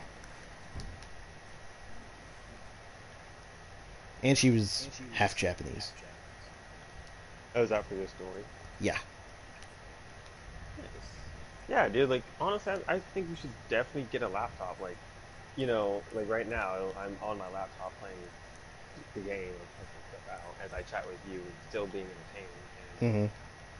it's, it does, having a laptop gives you so much extension, like, not even from a gaming point of view, but like, I know you like music, I know you like cars, I know you like lots of stuff. You can write stories, right? Yeah. And I probably wouldn't recommend it for stories because I think that's something probably best when you probably, like, at least from hearing you, and I'm assuming this, so I might be wrong. You listening to music and whatnot, but like, there's many times like I'll hear someone say something, and I'll just write it down. And, like, you could have like a tab open all the time. Oh, book idea notes. Mhm. And you can just break it down. Plus, when you stream, you can have it next to you, so you can have the stream up, look at your views, you play the game, not have to worry about it. Then that's even easier. So it's actually quite a good investment. Ultimately, it obviously costs money, so do what you need to do. But Yeah. yeah. But make sure if you do get a laptop, make sure it has an Ethernet cord because in case for that one random time that you might want to game, yeah, you will be able to game. Oh no, the fucking motor and the modem in the router is my room, so it's all good. Oh well. Still, mine doesn't have an Ethernet cord outlet, and that's why I kind of want a new laptop. To be honest. Actually, I went to look on Best Buy, the app yesterday. Yeah. I didn't even know like they make like bad laptops, and I mean that in like a casual way. Like their hard drives in them are like very fucking like limited. Oh, actually quite interesting. Yeah, like they actually make laptops with like a 64 gigabit hard drive, and I'm like, that exists?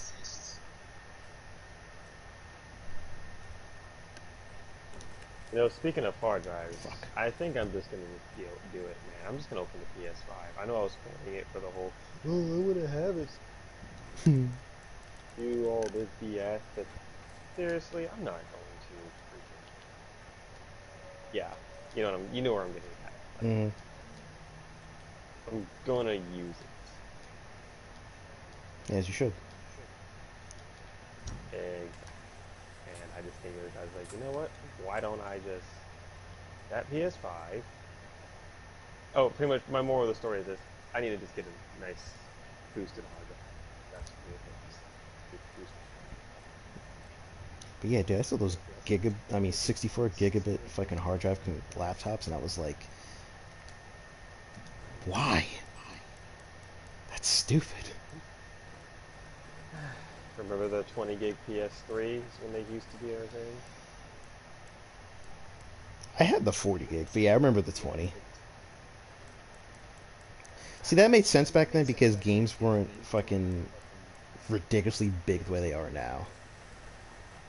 I see where you're going with that, but I don't like that. Oh, that's I don't like it that. either, but at least like you could get away with that back then.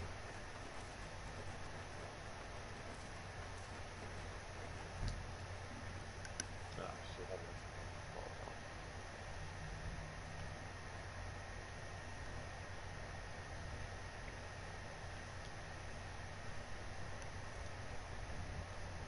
oh no, wait. There's more. I think I missed.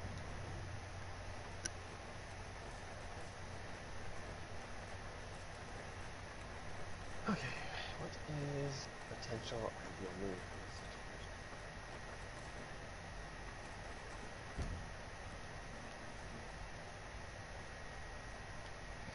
I would love for EA to make a remastered version of Need for Speed Pro Street. That game was not the best, far from it. It's a flawed good game. It's like the handling model in that game was pretty bad. That game just in reality didn't have a lot going for it.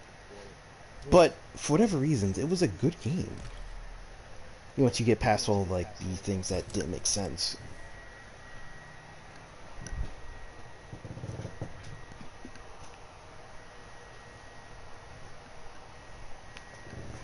Shit, I would actually like for EA to remake Need for Speed Shift 1 and 2.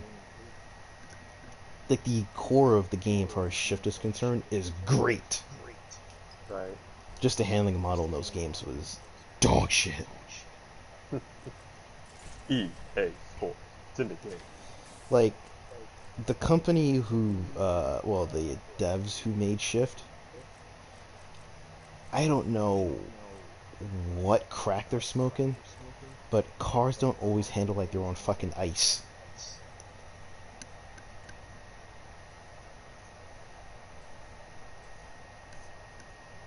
Yeah, I forgot the dev team was named Slightly Mad Studios. Like the first Project Cars, I wanted to like the game so much, but But it, that that game, every car in that game almost handles like it's on ice.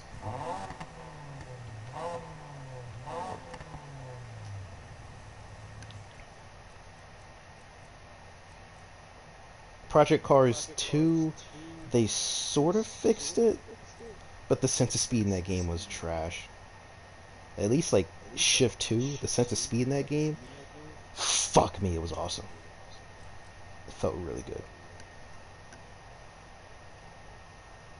I'll put neon on this thing, why not?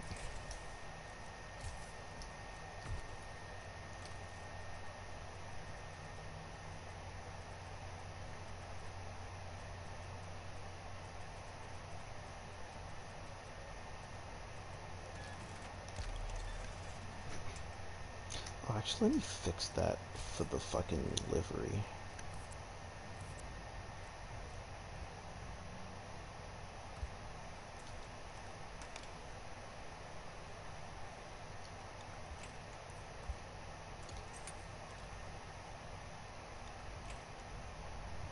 Yeah.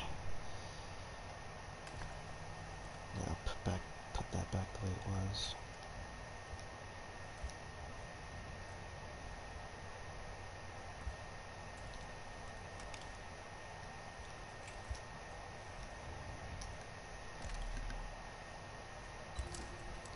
What were we talking about? Stories and whatnot. That was kind of the thing. And then consoles of having low memory and laptops.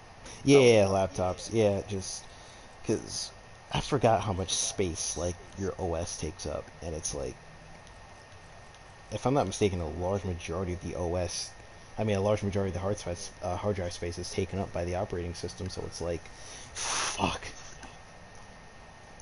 And I don't know how much space like Microsoft fucking Office takes up, but I want to say a good chunk of it.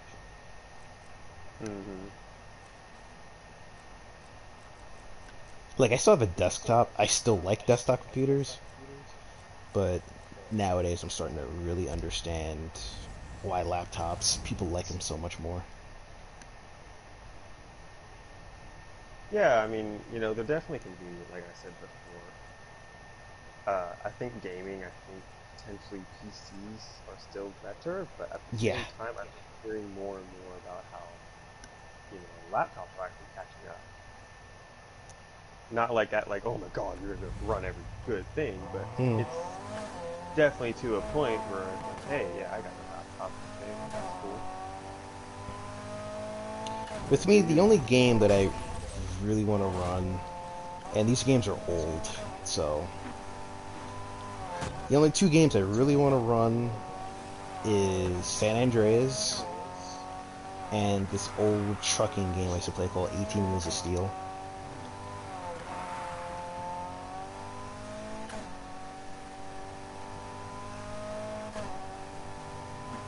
Yeah, that's actually fun. I've never been able to play it.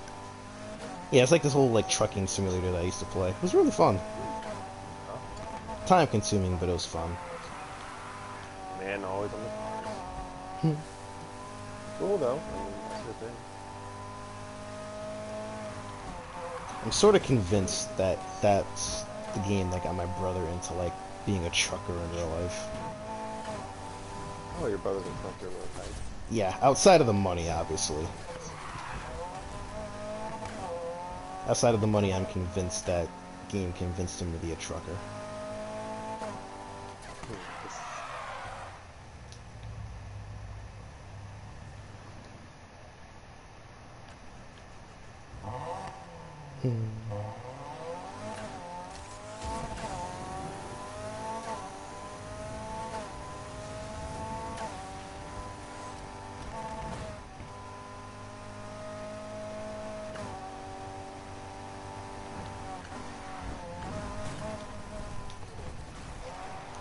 But yeah, the original version of the story that I wrote, which is complete. I did eventually complete it. and this is book one, right? Off season. Yeah. Now I'm trying to revise book one into a more palatable version. Because the original version takes place in Japan. And I made it work, at least from my perspective, I did. But I know nothing about Japan, like streets and shit. So I'm just winging it as far as locations are concerned. Oh, you But, have me. wait, say it again? You have me. I didn't know you at. Oh, you didn't go to Japan yet at the time. Oh, okay. Yeah, this was well Okay. before you took that trip. All right. I was a little offended. I was like, hey, nigga. If you Yeah, want no, to this come was out like here, a solid. Alright, let's see. I completed it in 2013. And you didn't take that trip to Japan until 2 years ago. yeah, that's fair. But I actually do have pictures of the streets, so if you want to, I can send them to you so you get kind of a, Gotcha. as well as some other buildings I went in and whatnot, mainly arcades, as well as some random Mm. stuff. Gosh, I miss Japan. Yeah, like far as locations and shit, I was just like winging it because, like I said, at the time, I don't know any streets in Japan. So to like All fix good. that problem and to give the story more depth, the revised version I was going to have take place in my hometown, or Oh. at the very least, my home state. Mm-hmm. But yeah, like the original character's name was Reiko Natsuki. Is that a real Japanese name? Yeah, I know, right? Oh, okay. yeah, Reiko's real name and Natsuki's real name. But I like the revised, the name I gave revised version of the character better. Naomi Kazuhira. Hmm. That works a lot better. It's a lot smoother.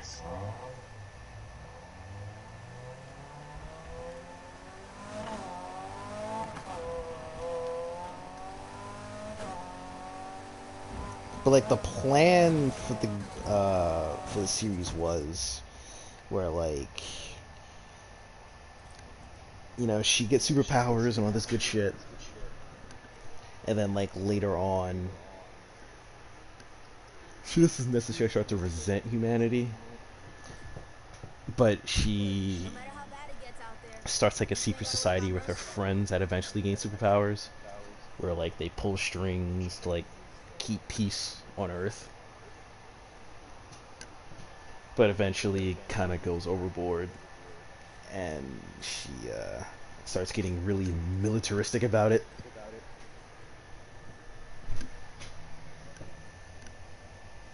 Militaristic in the sense of she's Like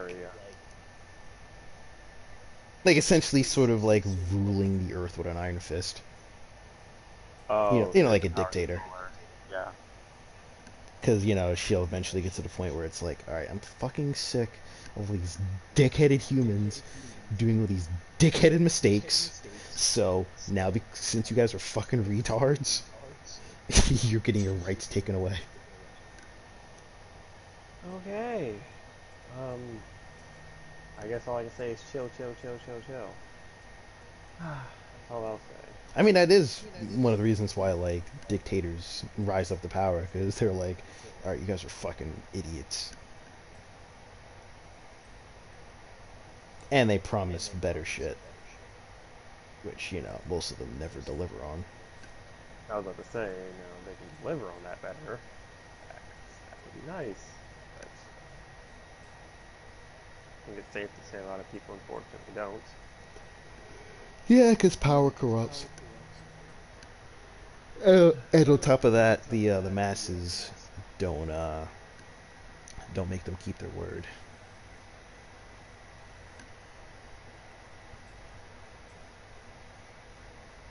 Like, do you know how much different Congress and the Senate would be if like people actually held them to their fucking word I know, right? instead of just saying things that sound nice but aren't gonna happen? That's the reason why I'm very not into politics. I'm just like, okay, cool. Oh I shit, let like me it. fix that. Or it matters. I shouldn't say that. That's petty bad. But it's like, No, politics don't matter if you're not rich. Doesn't matter. it it matters in the sense like it's good to know what's going on so you can see how you did. But Right. it's like, well, you can look at the whole. What was that one vote when Donald Trump first got elected? I think everyone voted for Hillary, right? But then Donald Trump won because he won the electoral vote and all Yeah. the popular vote. And it's like, No, Hillary had oh, the popular. oh, yeah, as I said, Hillary had the popular, but Donald Trump had the electoral, so he got in over her. And Yep. like, but people voted more for her over him. So it's kind of like, yo, like, what's the point of voting? Because of the citizens vote, but then it's like, we decided, but then we don't win. To be fair, I forgot who the fuck said it. Literally, I heard it the other night, or was it earlier today? Irrelevant. But all because they're somebody said it best. All because they're popular with the people, and that's what they want. Doesn't necessarily mean that's what they need. I agree. But I was just using that as the way to display the power, right? The Oh no, voting. I know. Actually, let me look at the community designs for the Focus RS. I'm curious.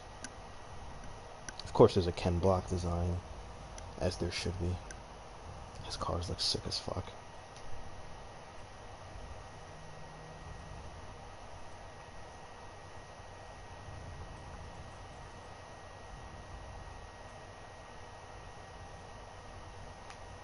Templars.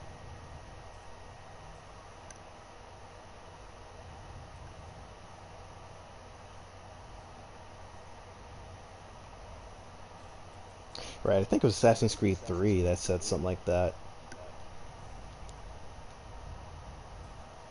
Because it was the bit when Connor and his dad, they're working together. Mm-hmm. Because this, Connor's dad's a Templar and Connor's a fucking assassin. And Connor asked him, he was like, "Yeah, tell me the truth. What do the Templars want?" And Hatham was honest. He was like, "Well, same as you. Freedom, order, direction." He was like, "There was a point in time when the assassins, their pursuits were noble. But then you let this talk of freedom, you know, cloud your fucking judgment." And then like they went on like this argument about like you know oh, because Connor was in favor of George Washington. Mm-hmm. Meanwhile, his father Hatham was more favoring his companion Charles Lee.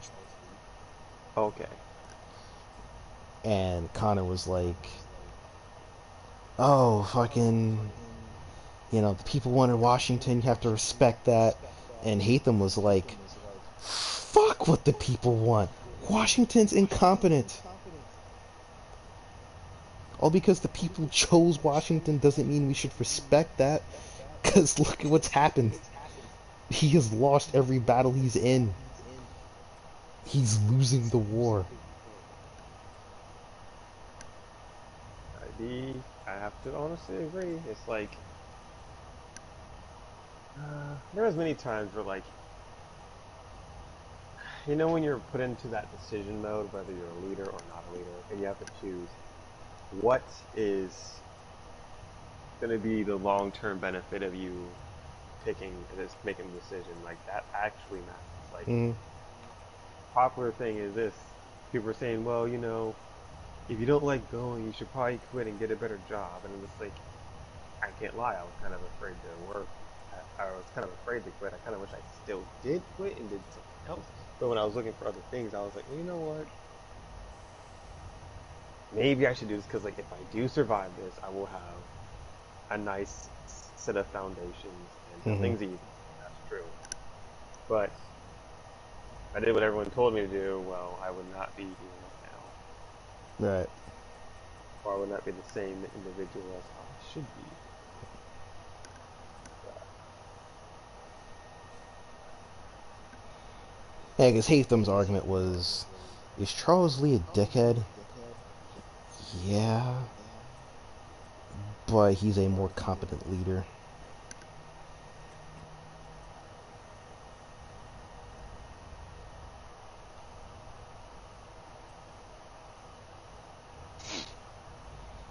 But Connor, being the naive man that he was pretty much all about respect what the people want. And like I said, Hatham was all about no.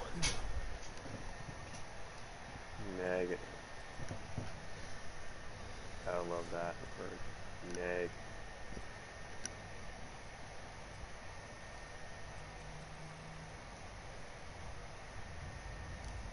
And I gotta say, Assassin's Creed 3, I'm pretty sure has had a bigger impact than what I'm what I can comprehend on me growing as an adult.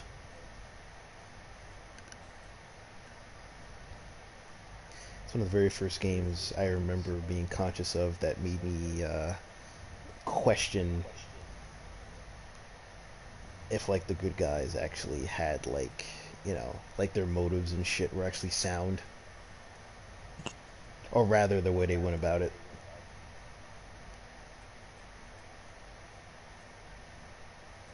I kind of see your point on that. It's like, are they really the good guys? Yeah, because they did have like a short run of Assassin's Creed games that took place during colonial America, or at least the Hmm. 1700s, where the Assassin's Order during the 1700s was ran by retards. Where I forgot the name of that city, but it pretty much disappeared due to an earthquake. Okay. And in the game, uh, it was triggered because the main character goes to this temple, well, the first civilization temple, and he interacted with something, and it caused said earthquake. Meanwhile, the Assassin's Order wanted to fucking, well, the Assassin's Brotherhood rather, wanted to go to another temple, another temple like super similar to that, and interact with one again, and possibly cause another, earthquake. And the main character was all like, "Are you guys fucking stupid? Did you not just see what happened?" He's like, "Why would you even want to attempt that again?" Like, what are you doing? Yeah, he was like, "Are you guys stupid?" And because of that, he leaves the Assassin's Brotherhood. I would have too. It's like, dude, we just called. Wait, actually, hold on. Let me look up that game. It's Assassin's Creed Rogue. Oh yeah, that's the sleeper hit I heard. Like that's the one that that came out. But it was actually pretty good. I mean, I didn't really pay attention to it for a while because I was just like, I think I said last podcast, I like Assassin's Creed, but I could just never get into it. And Mm-hmm. then when I look at when I heard about Rogue, I was just like, oh, well, it's another Assassin's Creed, who cares? But then I heard about like, oh, it's actually pretty good, and I was like, oh, Yeah, let me look up that fucking that city that sunk.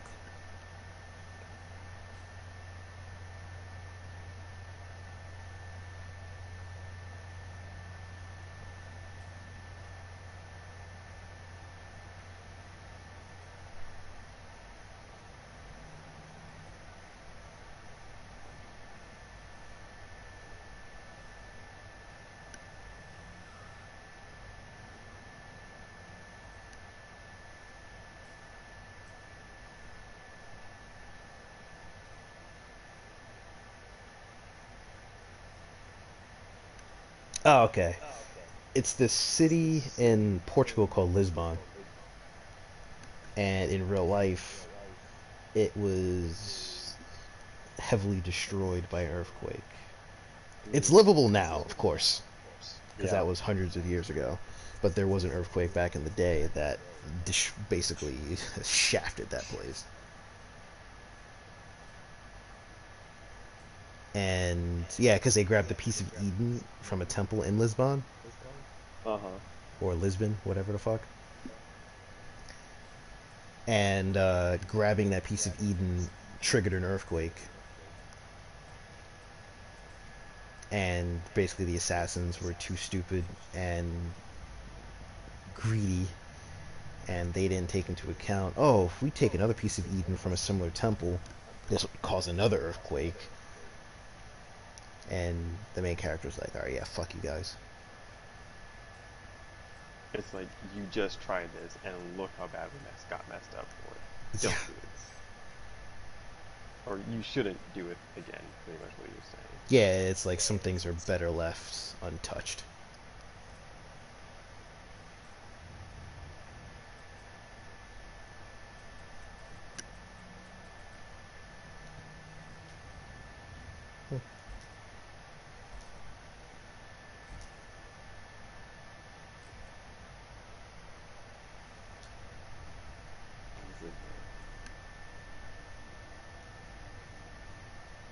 And well, probably not that far, but still.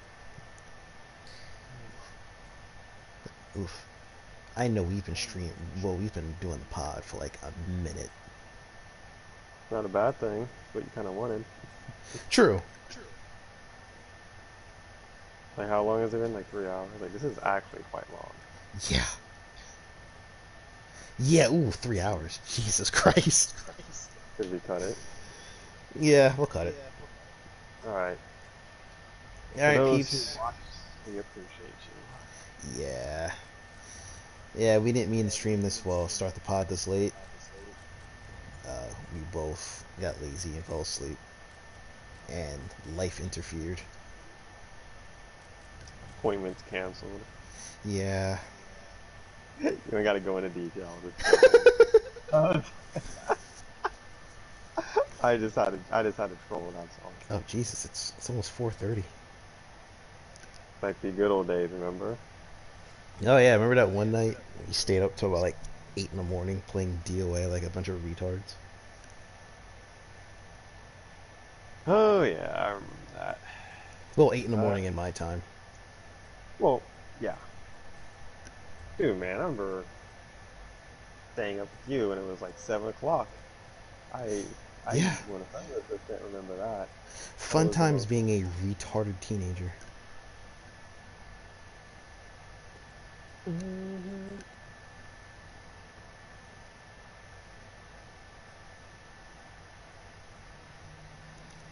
But yeah, peeps, everybody who's been, tuning in and shit, we thank you. You the real MVP. You the real MVP. Deserved. Can I get my bills? Alright, guys, thank you.